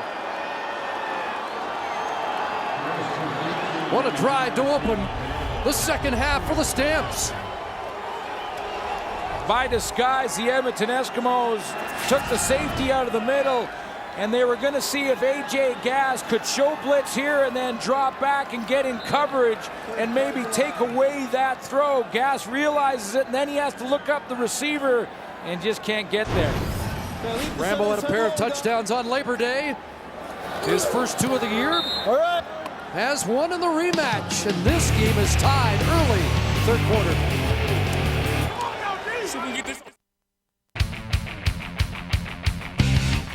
The CFL on TSN is brought to you by PokerStars.net, the world's largest poker site.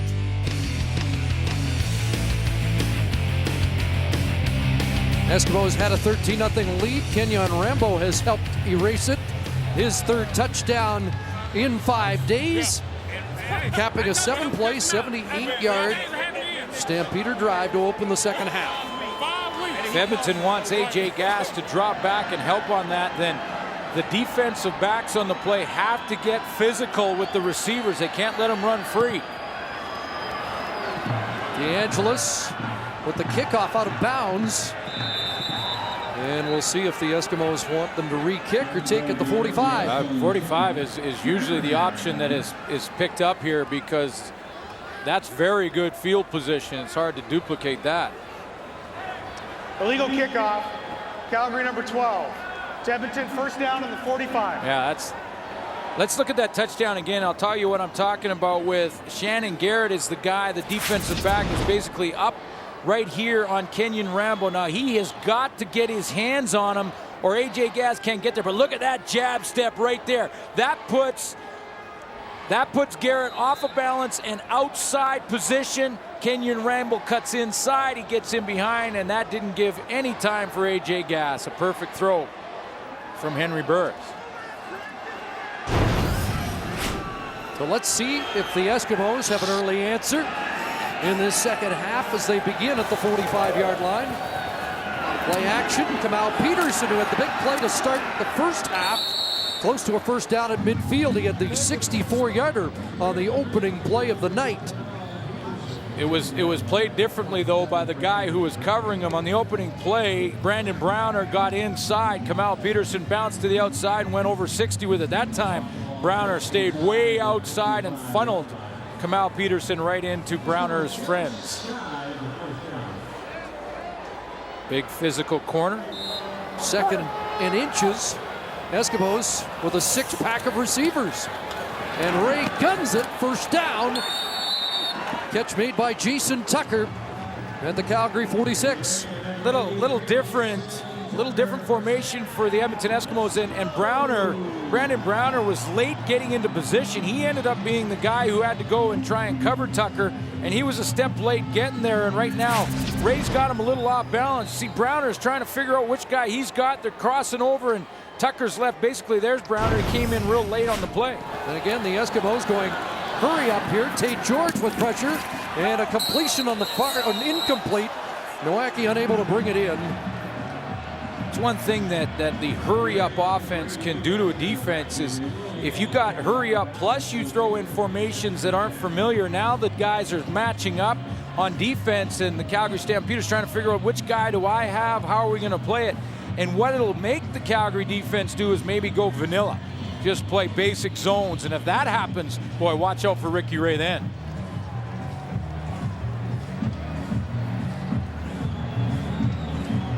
There are the numbers for Ray so far. Get the impression they've gotten away dramatically from Tyler Ebell, who was busy early in this game. Pressure, Ebell, the release man here. And Tyler Ebell will be dropped at the 38-yard line. He'll be a couple of yards short and in a position where Danny Machocha can send the field goal unit on or think about a third down gamble. When Tyler Ebell would have had the first down easily had Ray been able to throw it when he wanted to, but the pressure forced him to get outside the pocket, and it took him another second and a half. He wants to throw it to Ebell immediately, but watch the pressure in his face. Here comes Scott Coe. Now he has to kind of duck that. That cost him a second or two and allowed Calgary to rally to make this field goal attempt instead of a first down. Cornelius Anthony, the stop, as Sean Fleming surveys a 45-yard attempt. And he has missed it. And Howell changes direction. Will he run out or not? It's going to be a conceded point, and the Eskimos regain the lead.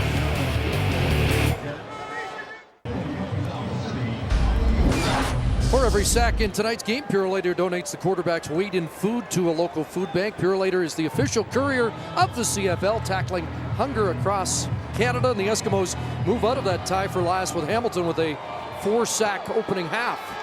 Hamilton, you know, Casey Printers can't sack the quarterback, so they've got to pick it up and get back in the race. Well, let's see what Henry Burris does for an encore. Going up top for Nick Lewis. That's batted down by the safety, J.R. LaRose. Let's go inside the huddle and rejoin Danny McManus. Hey, Chris, you guys talked about it earlier. Since Calgary made that decision on the receiving core, they've been a lot better as far as in the passing game. Main reason, Kenyon Rambo basically forced himself on this team, and Henry Burris said he's got to get on the playing field. That's why Mark Boerichter's in Toronto today. Yeah, that started out with that rotation. There's the touchdown to Kenyon Rambo. He also made a great catch in traffic in the first half. Talked to Nick Lewis yesterday, and he wanted to talk about Kenyon Rambo. Even Randy Chevrier told us yesterday, you got to talk about Rambo. He's making big plays. That ball skipped into the hands of Rambo, who will try and sell it. Well, the Eskimos say no catch, and the officials are going to huddle. It looks like they want to spot it. And there'll be a video challenge if they do. They are spotting it, and there goes the challenge flag. Yeah, let's take a look again. Danny McManus, or Machocha may have just set a record. He looked like Danny McManus throwing the challenge flag. Yeah, it was all the way into the midfield mark, and that one did look like it bounced.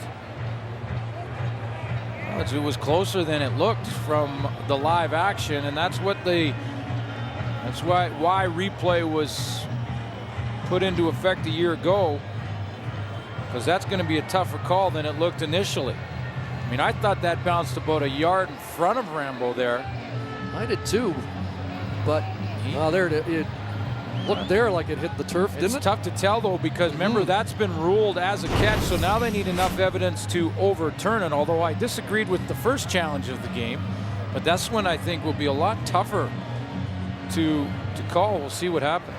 Edmonton is challenging the ruling of a catch on the play. I'll review it. You know, it ruled a catch, so the evidence has to show that it hit the ground. We've shown you the two angles. Both those angles, tough to see whether or not Rambo got his hands underneath the football. So Glenn Johnson back under the hood.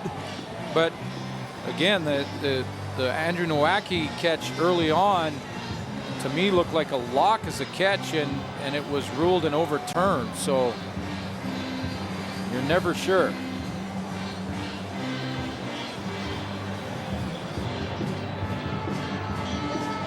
Let's take another look at and slow it down and see if... Is there enough evidence there to say that touched the ground first or that his hands were underneath it? I don't think from that look there is. Because you can see the ball is right on the ground. What is it? Are Rambo's hands underneath the ball when it hits right there? And does he maintain possession as he's being hit from behind? It's another reason why they're talking about Rambo, because he makes a heck of a play to make this interesting. Make this very interesting, and maybe make it a catch that can't be overturned. But they say he's so good at catching the ball in traffic. Well, this is one of those ones, though, Chris, that I would say, you know, whether that was ruled completion or an incompletion, either way, it would be tough to overturn it.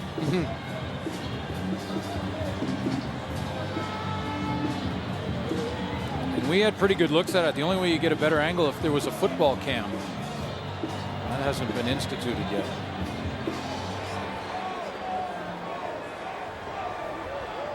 Upon review, there's no evidence that the ball touched the ground, therefore the ruling on the field stands. Yeah, Danny Machocho will be upset with that, but I think when he goes back and looks, I mean, this is the correct call. There's just not enough evidence. This might have been the best angle, but you still can't tell whether or not the hands, because it's blocked from your vision, are underneath the ball or not. So that's the angle being shown here in the stadium, and they say no. Yeah, but you know what over 40,000 think here, but. So it is a first down. Back to work goes Joffrey Reynolds. Reynolds had 34 yards on the 78-yard touchdown march. And back to work here for 8 more. Once again, look where A.J. Gass is lining up. George Cortez has seen this. A.J. Gass is lining up here. Where have they been attacking? Right there. Basically saying where 77 goes, let's run the ball the opposite direction.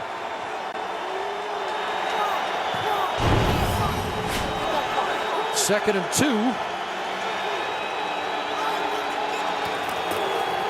Straight ahead, Commission, and he'll have the first down. And A.J. Gass has been mic'd. Let's hear the sounds of the game. There we go! Hey, let's see how many we can draw out of them. We'll draw them, we'll draw them.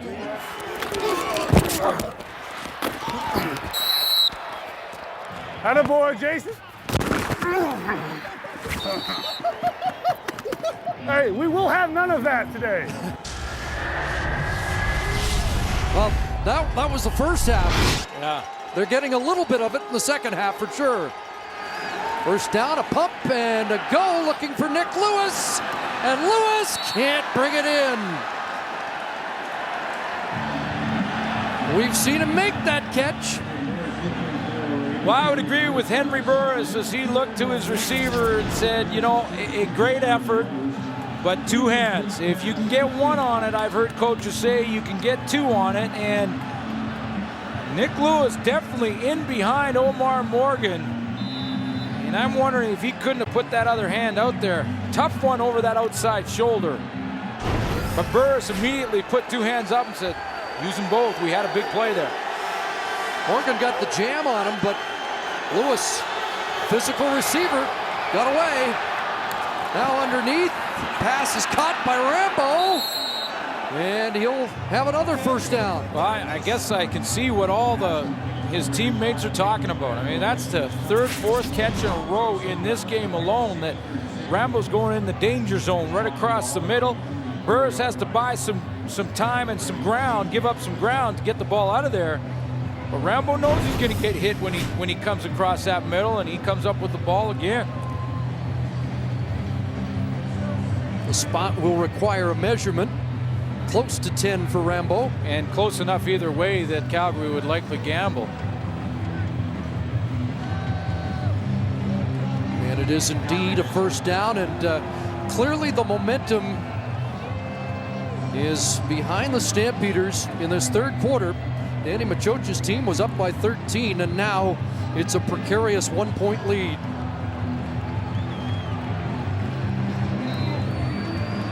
The last possession of the first half for Calgary, they were going in reverse, but they've kicked it into overdrive here in the second half. Fake to Reynolds, and now the pass for Reynolds, and he was interfered with, and you saw the penalty call. Rick Campbell made an adjustment, Chris. They moved A.J. Gass back to the middle. And now A.J. Gass is matched up one-on-one basically on Joffrey Reynolds. So I showed you a couple times how Rick Campbell, a defensive coordinator, had put A.J. Gass over here. Now look where he is. He's right there in better position to go either way.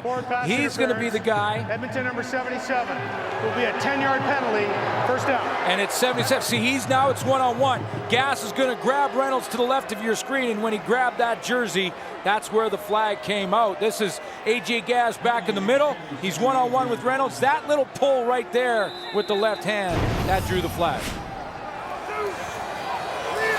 10-yard penalty.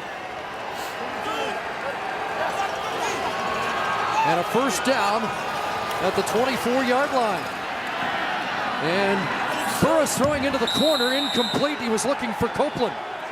Some late flags after the fact here, right in the middle of the pile, and it looks like Adam Braidwood was involved. I think Henry Burris threw that away. He saw coverage coming over the top, and he threw that out of bounds on purpose. But we'll see what these penalties are, because they could be big. Major foul, unnecessary roughness, Edmonton number 91. Will go half the distance from the end of the play to the goal, first down. So it was Abdullah on the touchdown drive to start the third quarter with a roughing penalty, and now this drive aided by a Braidwood penalty. Half the distance takes it to the 12. That was way, way after the fact, and Braidwood basically knocked down one of the offensive linemen from behind, and that's what the flag was about. Calgary had 3 straight scores in the third quarter on Labor Day, threatening to make it 2 in a row here. Henry Burris into the corner, and a stretch for the touchdown, Jermaine Copeland.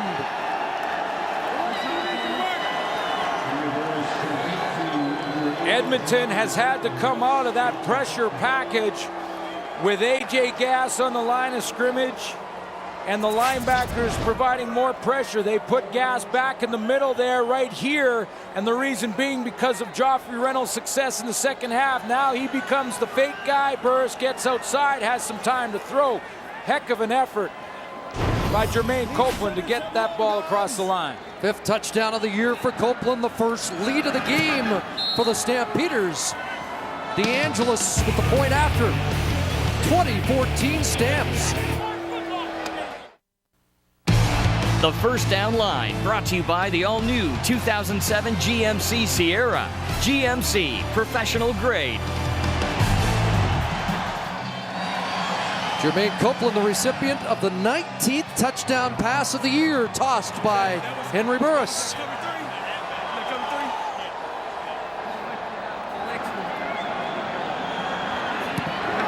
So this game following the script of last year's Labor Day rematch. It was 16-0 Edmonton last year, and they squandered the lead and had to come from behind, and suddenly the Eskimos in the same position after that touchdown by Copeland. Combination routes here. Copeland right here is going to run the out, and his buddy Nick Lewis is going to run the curl. Now, defensive backs on the top are Flowers and Goss. Flowers on the outside, Goss on the inside. They can switch this up and drop one guy, pick up the other. Flowers could take Copeland, but they don't.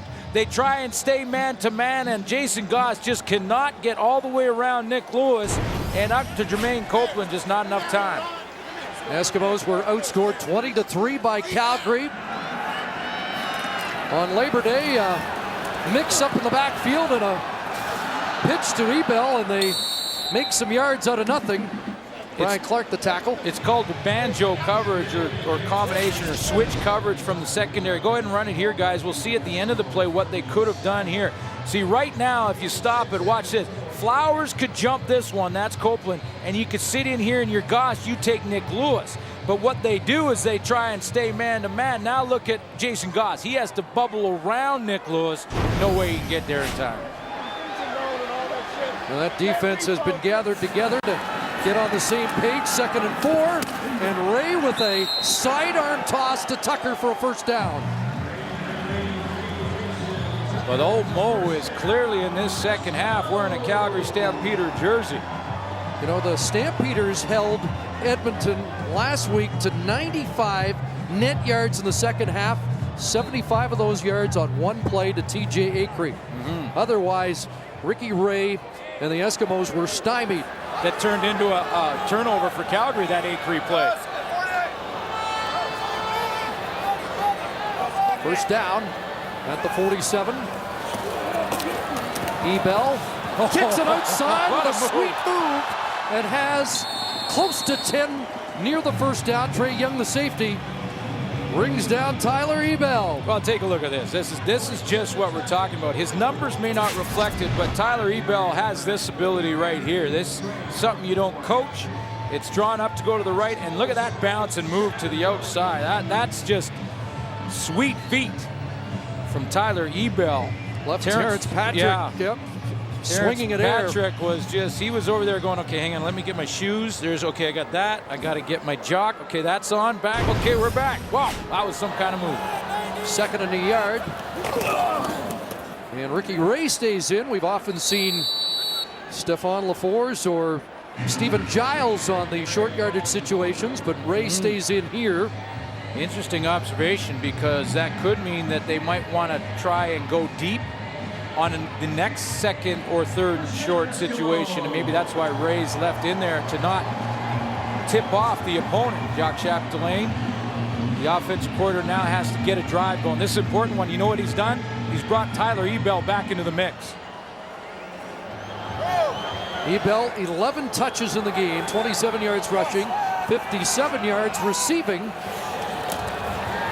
84 combined yards, flag down. Ray throws that away in the vicinity of holding. Like Ricky Ray had some kind of screen set up to that side, and he didn't see the target he wanted. Jason Tucker in his return after missing 4 games. Holding, Edmonton number 64. That's a 10-yard penalty. Repeat, first down. Tim Baker, the center.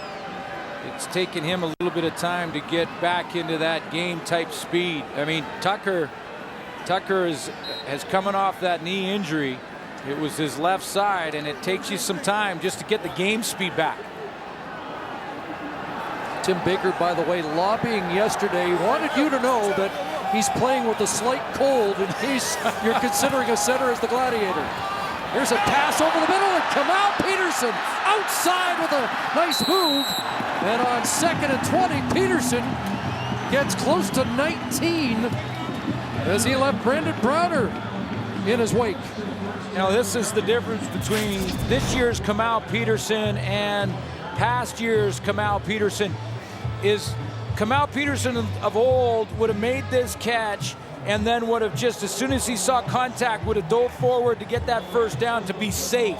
Now he's got the confidence that he won't give up the football, makes a nice catch, and how about the move on the outside to bounce outside of Brandon Browner, one of the great tacklers in the Calgary secondary. One 100-yard game for Peterson this season, and 2nd and 1.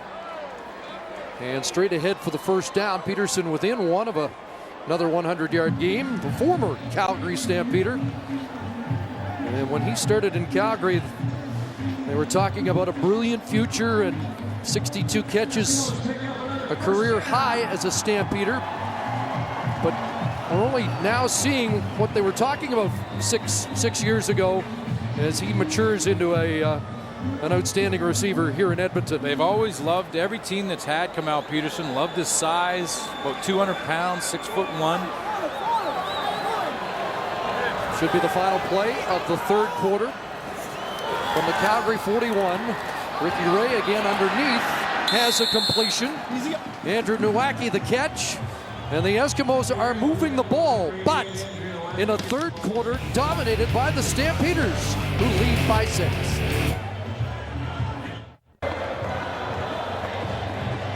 Third quarter stats are brought to you by Rona, the Canadian how-to people. The first quarter, the Edmonton Eskimos in time of possession had 10 minutes. The Calgary Stampeders had just 5. You see how balanced it is now. Football is always a game of adjustments. Calgary made some adjustments at halftime, and it shows in the numbers. Well, the Stampeders own that third quarter. They're trying to win 2 in a row for the first time all year, and the Eskimos are really facing a must-win to stay in the Western race This is going to be a really interesting fourth quarter. Well, they dropped too far behind Calgary. They've already lost that season series, as you mentioned. If they lose here tonight, then now they're looking at the crossover to the east to try and make the playoffs. The Stampeders are still trying to fight for that home playoff game, which is still well within possibilities for the Stamps. And they said also they have to win this game to get the respect. I think that's one thing that was most of the players talked about. 2nd and a yard. Eskimos have been driving. Tyler Ebel stood up and broke a tackle for the first down. That's a huge play by Ebel when it looked like he was going to be stopped short. And maybe even lost a couple. Right. So it might have taken Danny Machoch's decision right out of it, because it looked like he was caught in the backfield. I mean, it was about a yard back, and there weren't just one. Look, that's Brian Clark was in there. That's one of the best tacklers they got. Shannon James. Yeah, they say one of the top defensive players on the team this year. And Tyler Ebel bounces outside of both of them. Down to the Stamps, 27. Back to Ebel. And not much there. Karan Williams, the nose guard, with the tackle.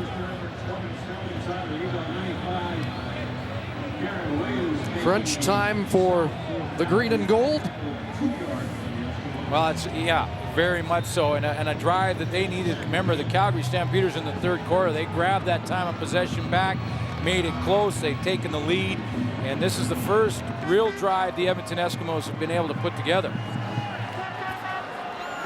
Eskimos have lost 4 of 5. 2nd and 7. Time for Ray, out of the backfield, Ebel, first down, and he'll step out at the 13.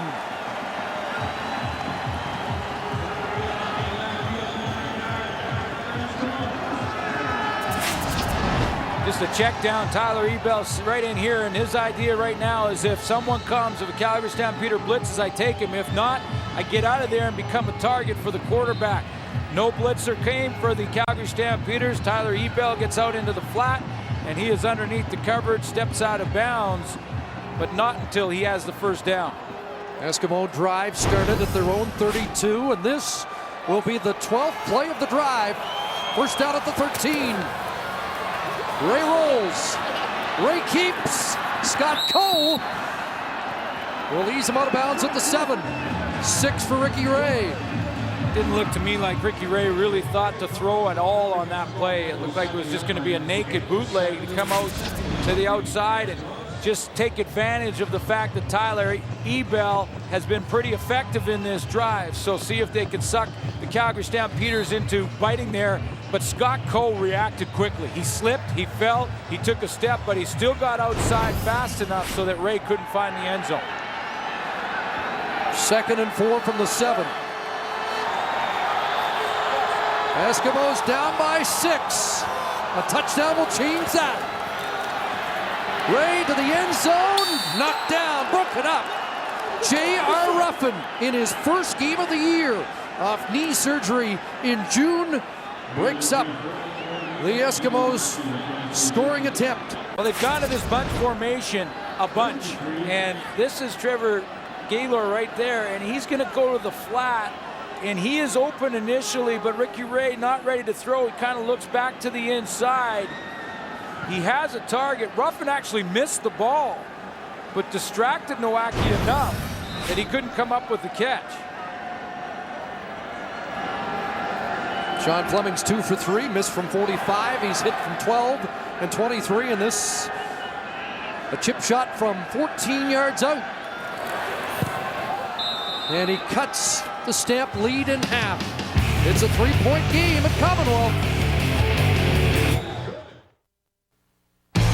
The First Down Line, brought to you by the all-new 2007 GMC Sierra. GMC, professional grade. 12 minutes, 20 seconds remaining. Here in the fourth quarter, Calgary will scrimmage at their own 35 after the field goal. A couple of touchdown marches in this second half, and Henry Burris over the middle misfires to Jermaine Copeland as we go back inside the huddle with Danny McManus. Chris, after the last touchdown by Calgary, defensive coordinator Rick Campbell gathered up his defensive guys and said, hey, this team is good, but what we have to do is be a lot more effective on first down. Stop the run, put him in a second and long situation, make Henry Burris keep his hot streak going. Otherwise, this game's going to get to a point where we're not going to be able to catch up with these guys. Third quarter Labor Day, 2 touchdowns and 3 drives for Calgary. Tonight, 2 touchdowns in 2 drives. Pressure. Burris is going to have to throw it away. That's what it does. You get in second and long, you can send that pressure in different stunts up front. That's what Rick Campbell was talking about, to try and get the Calgary Stampeders back into second and long. Joffrey Reynolds in the last 2 drives became a big part of their offense and why they took the lead. This allows the Edmonton Eskimos to run a little more pressure. I think Henry Burris thought that Ron Warner was offside. He got there so quickly. I thought so too. Warner really got a jump out of the blocks. The card is alive. And so O'Mani to punt. Tompkins awaits. That is 35. Directional kick again. From the 32. Tompkins cut down immediately. Matt Grotegood again downfield first.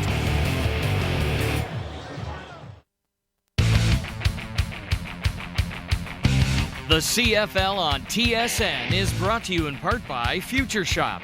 Get 360 degrees of expertise on everything HD. And by Castrol.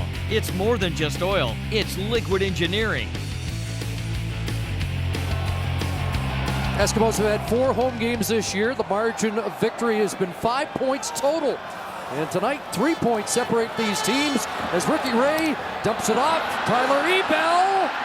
Shannon James trips him up, but Ebell's got another big gain to the 47 after the 2 and out. And how about a 275-pounder coming out of the starting blocks like a 100-meter champion? Well, key down too for the Edmonton Eskimos, and Warner right in here in the 4-point stance, 2 hands down. Watch how quickly he shoots out of there and is in the backfield. And Henry Burris thought that he was offside. He was in his face so quickly. But upon further review, he wasn't. He just anticipated the snap count and was gone. He fooled me too. Ray just gets it away. And Kamal Peterson has another catch. Tossed out by Carpenter. But Ray under pressure delivers. Sure does. Ricky Ray was getting knocked down, it looked like, before he actually threw this ball. Cornelius Anthony comes right up the middle. And he has his hands all over Ricky Ray. Somehow he not only gets the ball out of there, but he leads Kamal Peterson so he can catch it in stride. 48 catches on the year for Kamal Peterson, his second 100-yard game. And the Eskimos offense has found some traction here in the 4th quarter. Again, Ebell. What a call. 42-yard line, Tyler Ebell with another catch. 8 yards more. Nice call by Jacques Chapdelaine, because tendencies have shown that the Calgary Stampeders have now loaded up this side of the field and are going to come with pressure from this direction. So what do? They get Tyler Ebell out the opposite direction on the screen, and basically saying to Calgary, go ahead, bring all that blitz from the outside, and just before you get there, we'll dump it off to our back to the opposite direction. Well, Ebell is back in the offense moving. Second and call it 3. Short drop, Ebell again. First down and a lot more to the 24-yard line before middle linebacker Brian Clark hauls him down. They've run this a couple of times, and it's the opposite side of that bunch formation, and what it does is it isolates Tyler Ebell on a linebacker, in this case Brian Clark. Remember, he missed the last game because of a knee injury. He gets picked on the play from the receiver, I believe it was Jason Tucker, and can't get out there in coverage for Ebell. That's why he picks up the big yards. Ebell to the bench. Look out, pressure. Ray is dropped for a loss. Shannon James gets to the Eskimo quarterback. Second sack for the Stamps. The Sam linebacker gets to Ricky Ray. There he is right there, and he is not allowing the offensive line to count him because he comes in there late at the top, hesitates for a second, then he's around the corner untouched. Loss of 9, 2nd and 19. One of the 4 players, Coach Tom Higgins, singled out on his defense. James, along with Browner, Trey Young, and Cornelius Anthony. Ebel checks back in. On 2nd and 19, Ray steps up, looks downfield, and Gaylor can't come up with it. Would have been short of the first down. Well, I'm amazed that Ricky Ray even could get it in there close, because the linebackers for the Calgary Stampeders, they line up way off. They're saying, look at this. There's Scott Coe. I mean, he's about 7 yards off the line of scrimmage. All the linebackers were that deep, saying if you're going to complete one, you're going to have to throw it underneath, and Ray still finds a way to knife it in there, but Gaylor can't hang on. So Sean Fleming, from 41 yards out, will try and knock the score. Met 20 all. And he has missed again from outside 40. And this is Bannister. Flag down as Bannister. Little double clutch and does bring it out. And is knocked out of bounds just beyond the 10-yard line. I'm not sure about that decision, are you? Well, it almost looked when he double clutched, like you mentioned, that he might have got the wave signal or something from one of the coaches, because I agree, it looked like it was the smart play. Just take it out of bounds, give up the single. But there is a flag. It's against Calgary in all likelihood, and it means they'll be starting inside their 10. But the Stamps might be thinking, don't want to make it a 2-point game with half a quarter to go.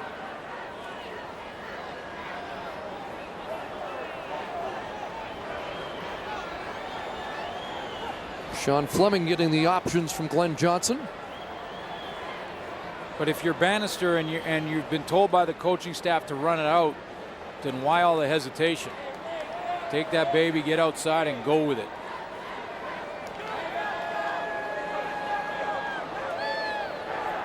Legal block, Calgary, number 23. While the ball was in the goal, we're to apply the penalty from the 10-yard line, back half the distance, no point, first down Calgary. So they are back to the 5 on the penalty. We'll take a break and be right back.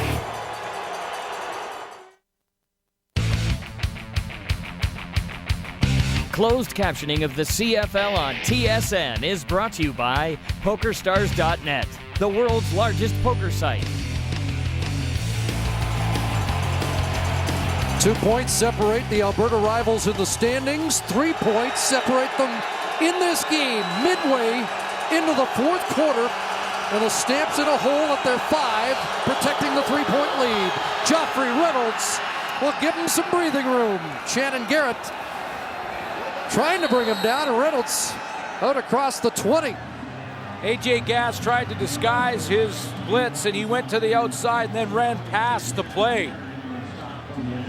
Pretty good job by the right side of the Calgary offensive line. That's been their adjustment. You're going to see pretty good blocks there, but watch A.J. Gass get around the corner, and then he gets too high on the play. Joffrey Reynolds cuts underneath him. Gass slips and falls. 16-yard run. Better field position. Quarterback draw. And Burris has got room across the 30, close to another first down. You know, the adjustment made by George Cortez was the right side of that offensive line and start to take control. Bobby Singh, Jeff Pilon over there, and that's against Brownie. That see Bobby Singh and Pilon take their man outside, opening up an inside running lane for Henry Burris. That's back-to-back plays again to the right side. One to Reynolds, one to Burris. Cortez has made that adjustment. And 2 huge first downs for the Stamps to get it out of the shadows of their goalpost. Back to Reynolds. And this time, the door is slammed shut. Somebody lost their lid. And not much for Joffrey Reynolds. This time, the backside of the Edmonton defensive line decided to cut across and help out that opposite side. They just basically hit the gaps to plug it up, knowing that the Calgary Stampeders are going with the old philosophy, if it's not broken, then why try and fix it and keep running until they stop it. Here's a big play, 2nd and 8. There's the last 3 games for Joffrey Reynolds since the 4-carry performance in Montreal. And here's a big completion and a first down. Jermaine Copeland finally brought down by the safety J.R. LaRose. 3 huge first downs in a row for Henry Burris and the Stamps. Gas tries to run a stunt here. He's a little bit late getting there. He's going to come around this corner, and that allows Burris just an extra split second. He's a little bit late getting over there, but Copeland does the right thing. He takes half a step back to the football. That separates him from the defensive back and gives him that big first down.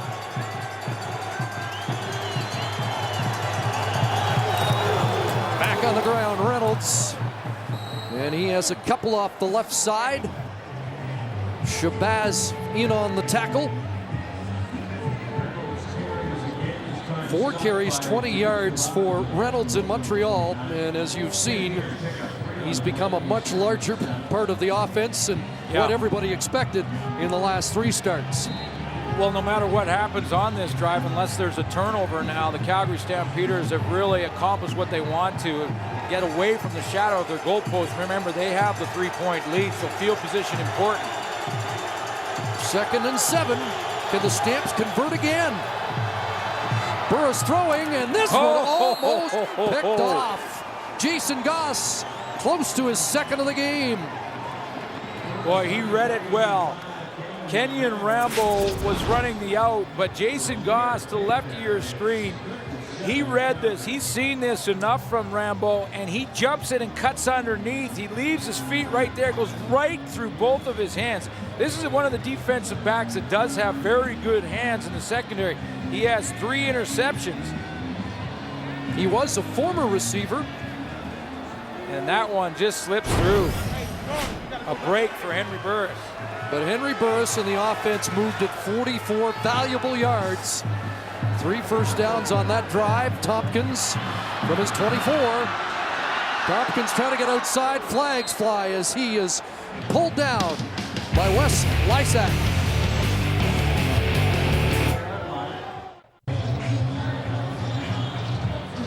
Well, the plot thickens here. 3:47 remaining. Clock running. After the illegal block penalty, the ball is at the 14, and now it's Ricky Ray that has to generate some first downs. The fake to Ebel, and the throw is complete to Gaylor, who's had a quiet night. Well, it's a big football Sunday, and it concludes Sunday evening with NFL action. The New York Giants take on the Dallas Cowboys. Coverage begins at 7 Eastern, 4 Pacific. Also available on TSN HD. Well, Peyton Manning last night just tore up the Saints. Yes, he did. Yeah, so let's see if Eli Manning can now step into the... And it was good to see Kenton Keith get the football last night. I saw that. A couple nice runs by Kenton Keith. 5 carries, 32 yards. It pressed into duty quickly in that game. 2nd and 2. And a completion and a big play. Andrew Nowacki all the way to the 47-yard line. As the 3-minute warning is given to the benches in a 3-point game at Commonwealth. Tonight's game story brought to you by Sport Check, your Under Armour headquarters. Wasn't the 382 Burris had on Labor Day, but he did have a better second half, has so far. Ricky Ray over 300. But it's been Tyler Ebel for Edmonton in this 4th that has really brought the Eskimos back to within striking range. Kenyon Rambo with some tough catches over the middle again. 25 to Nowacki gives the Eskimos better field position at the 47. And Ricky Ray overthrows Jason Tucker. Wow, Tyler Ebel, as much as he's been used by the Eskimos, he came out of the backfield there and was open with real estate to go, and Ricky Ray just for 1 second forgot 27. 2:29 on the clock, so not likely 3-down football for the Eskimos yet.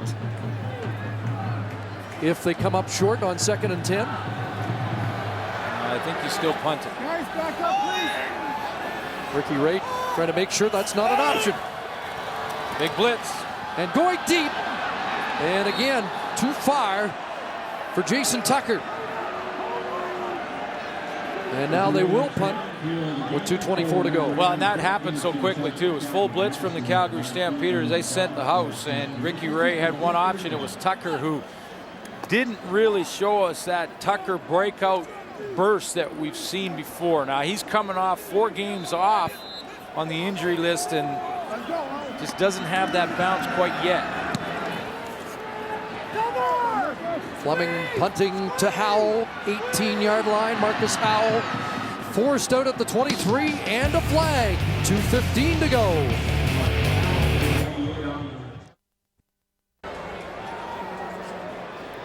Long conference about the penalty marker on the punt return. Legal interference, blocking Edmonton number 29. 10-yard penalty. First down. Sadiq Shabazz called, and when it looked like Calgary might be backed up, they get much better field position. Back to the 34. Danny Machoch's team trailing by 3. They've lost 4 of 5. Trying to stay in the Western Division race. And the Calgary Stampeders right now with the hammer. Can Henry Burris continue to march this football and kill the clock, protecting the lead here in the second half? Reynolds straight ahead to the 39. 5 yards for Joffrey Reynolds. And Jeff Pilon is the right side of the line. He's the guy who starts there, and he's pretty battered up, but look at him in here. There he goes. They bring in Rambo to help out as sort of a tight end, but he takes that penetration on right there for Ron Warner, pushes him forward and gives Joffrey Reynolds just a crease. That's not a tan on that right arm. That's bumps and bruises. 2nd and 4, play action, first down. A completion to Jermaine Copeland as the Stamps get a little bit more of a Jeff Pilon grip on this game.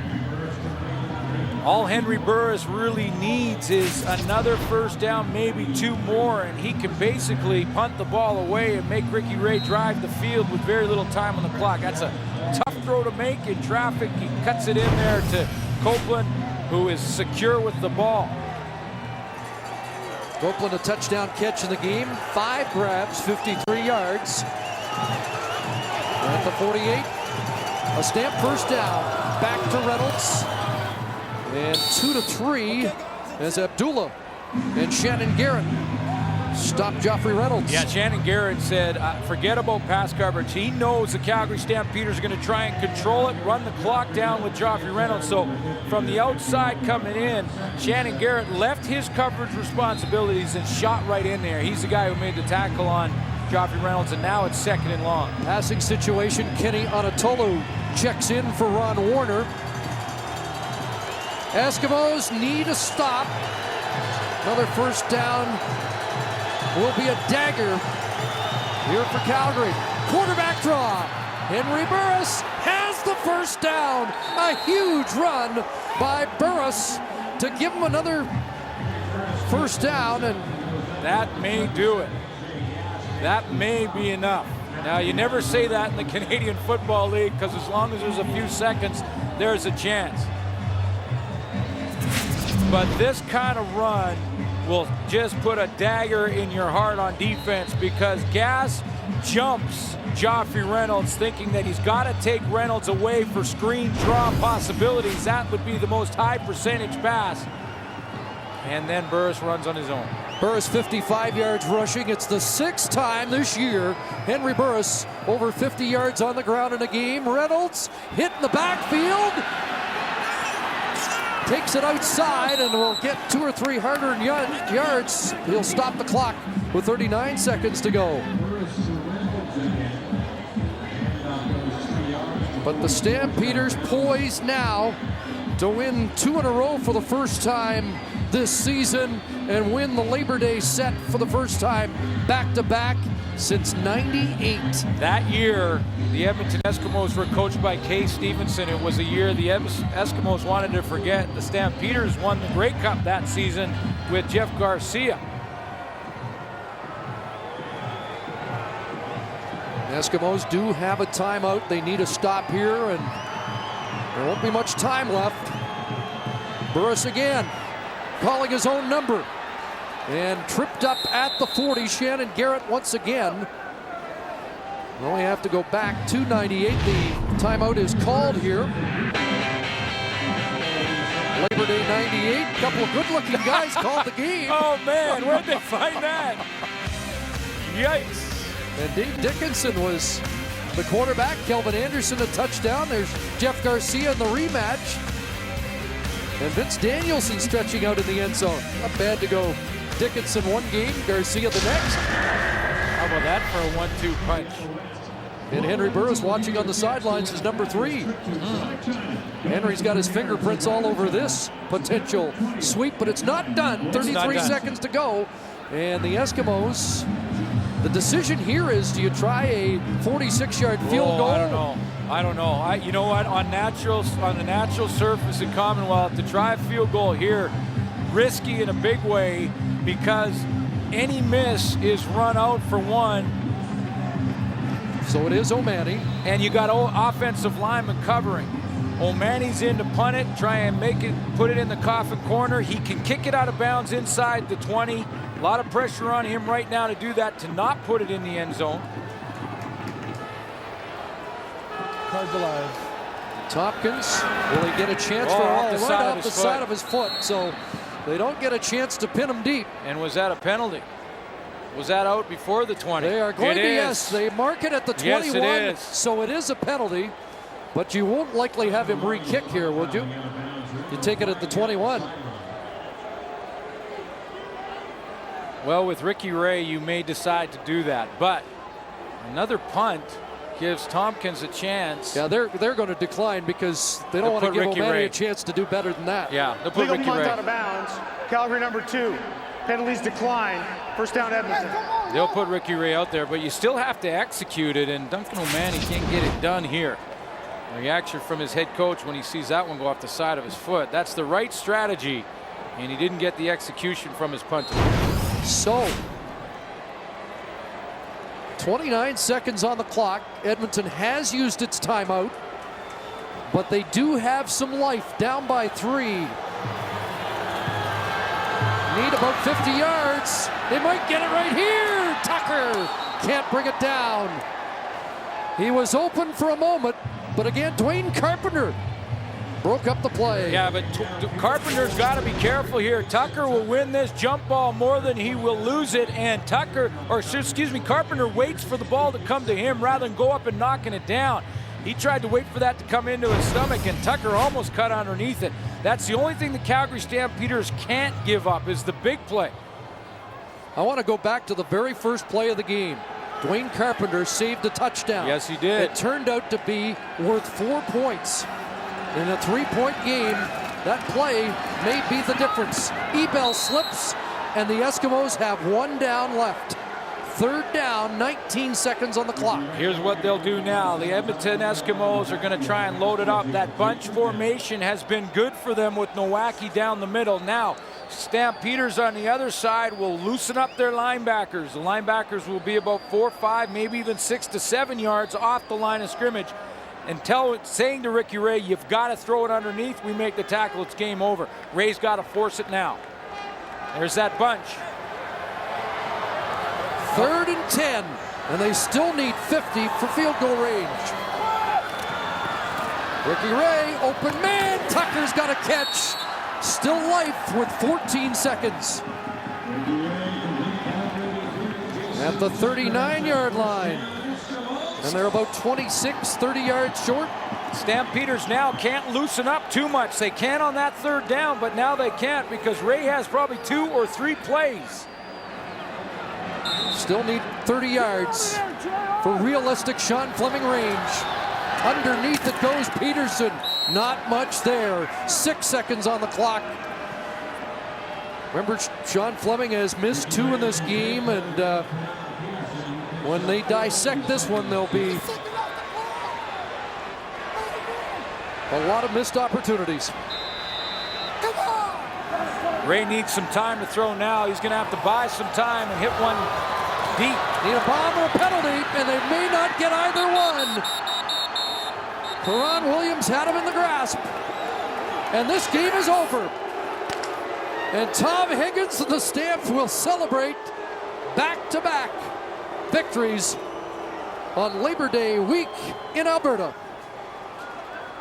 Well, it's time now for the Friday Night Gladiator, brought to you by Castrol.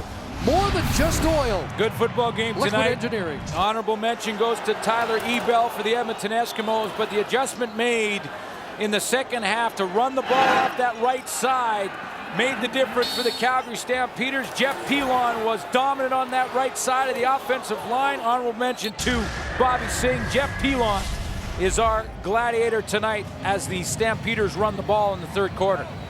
Tonight's Gladiator receives a Movado Series 800 watch. Movado, the art of performance. And we'll get the extra large strap for Jeff Pilon. Well deserved. That O-line made the difference in the second half of this football game. A 3-point win. Calgary prevails. The CFL on TSN is brought to you by Wendy's new Baconator, the official hamburger of the CFL. Wendy's, that's right. By Rona, the Canadian how-to people. And by Rogers, proud partner of the CFL. Time now for the TSN Turning Point. And, well, we're going to point the finger, I guess, here. Sean Fleming, 3 of 5 on the night. This one from 51 yards, a long field goal attempt. Missed, would have tied the game. Calgary does run it out to avoid giving up any points, and the deficit remained 3 points, and that was the spread in the final score, 20-17. The TSN Turning Point brought to you by the all-new 2007 GMC Sierra Professional Grade.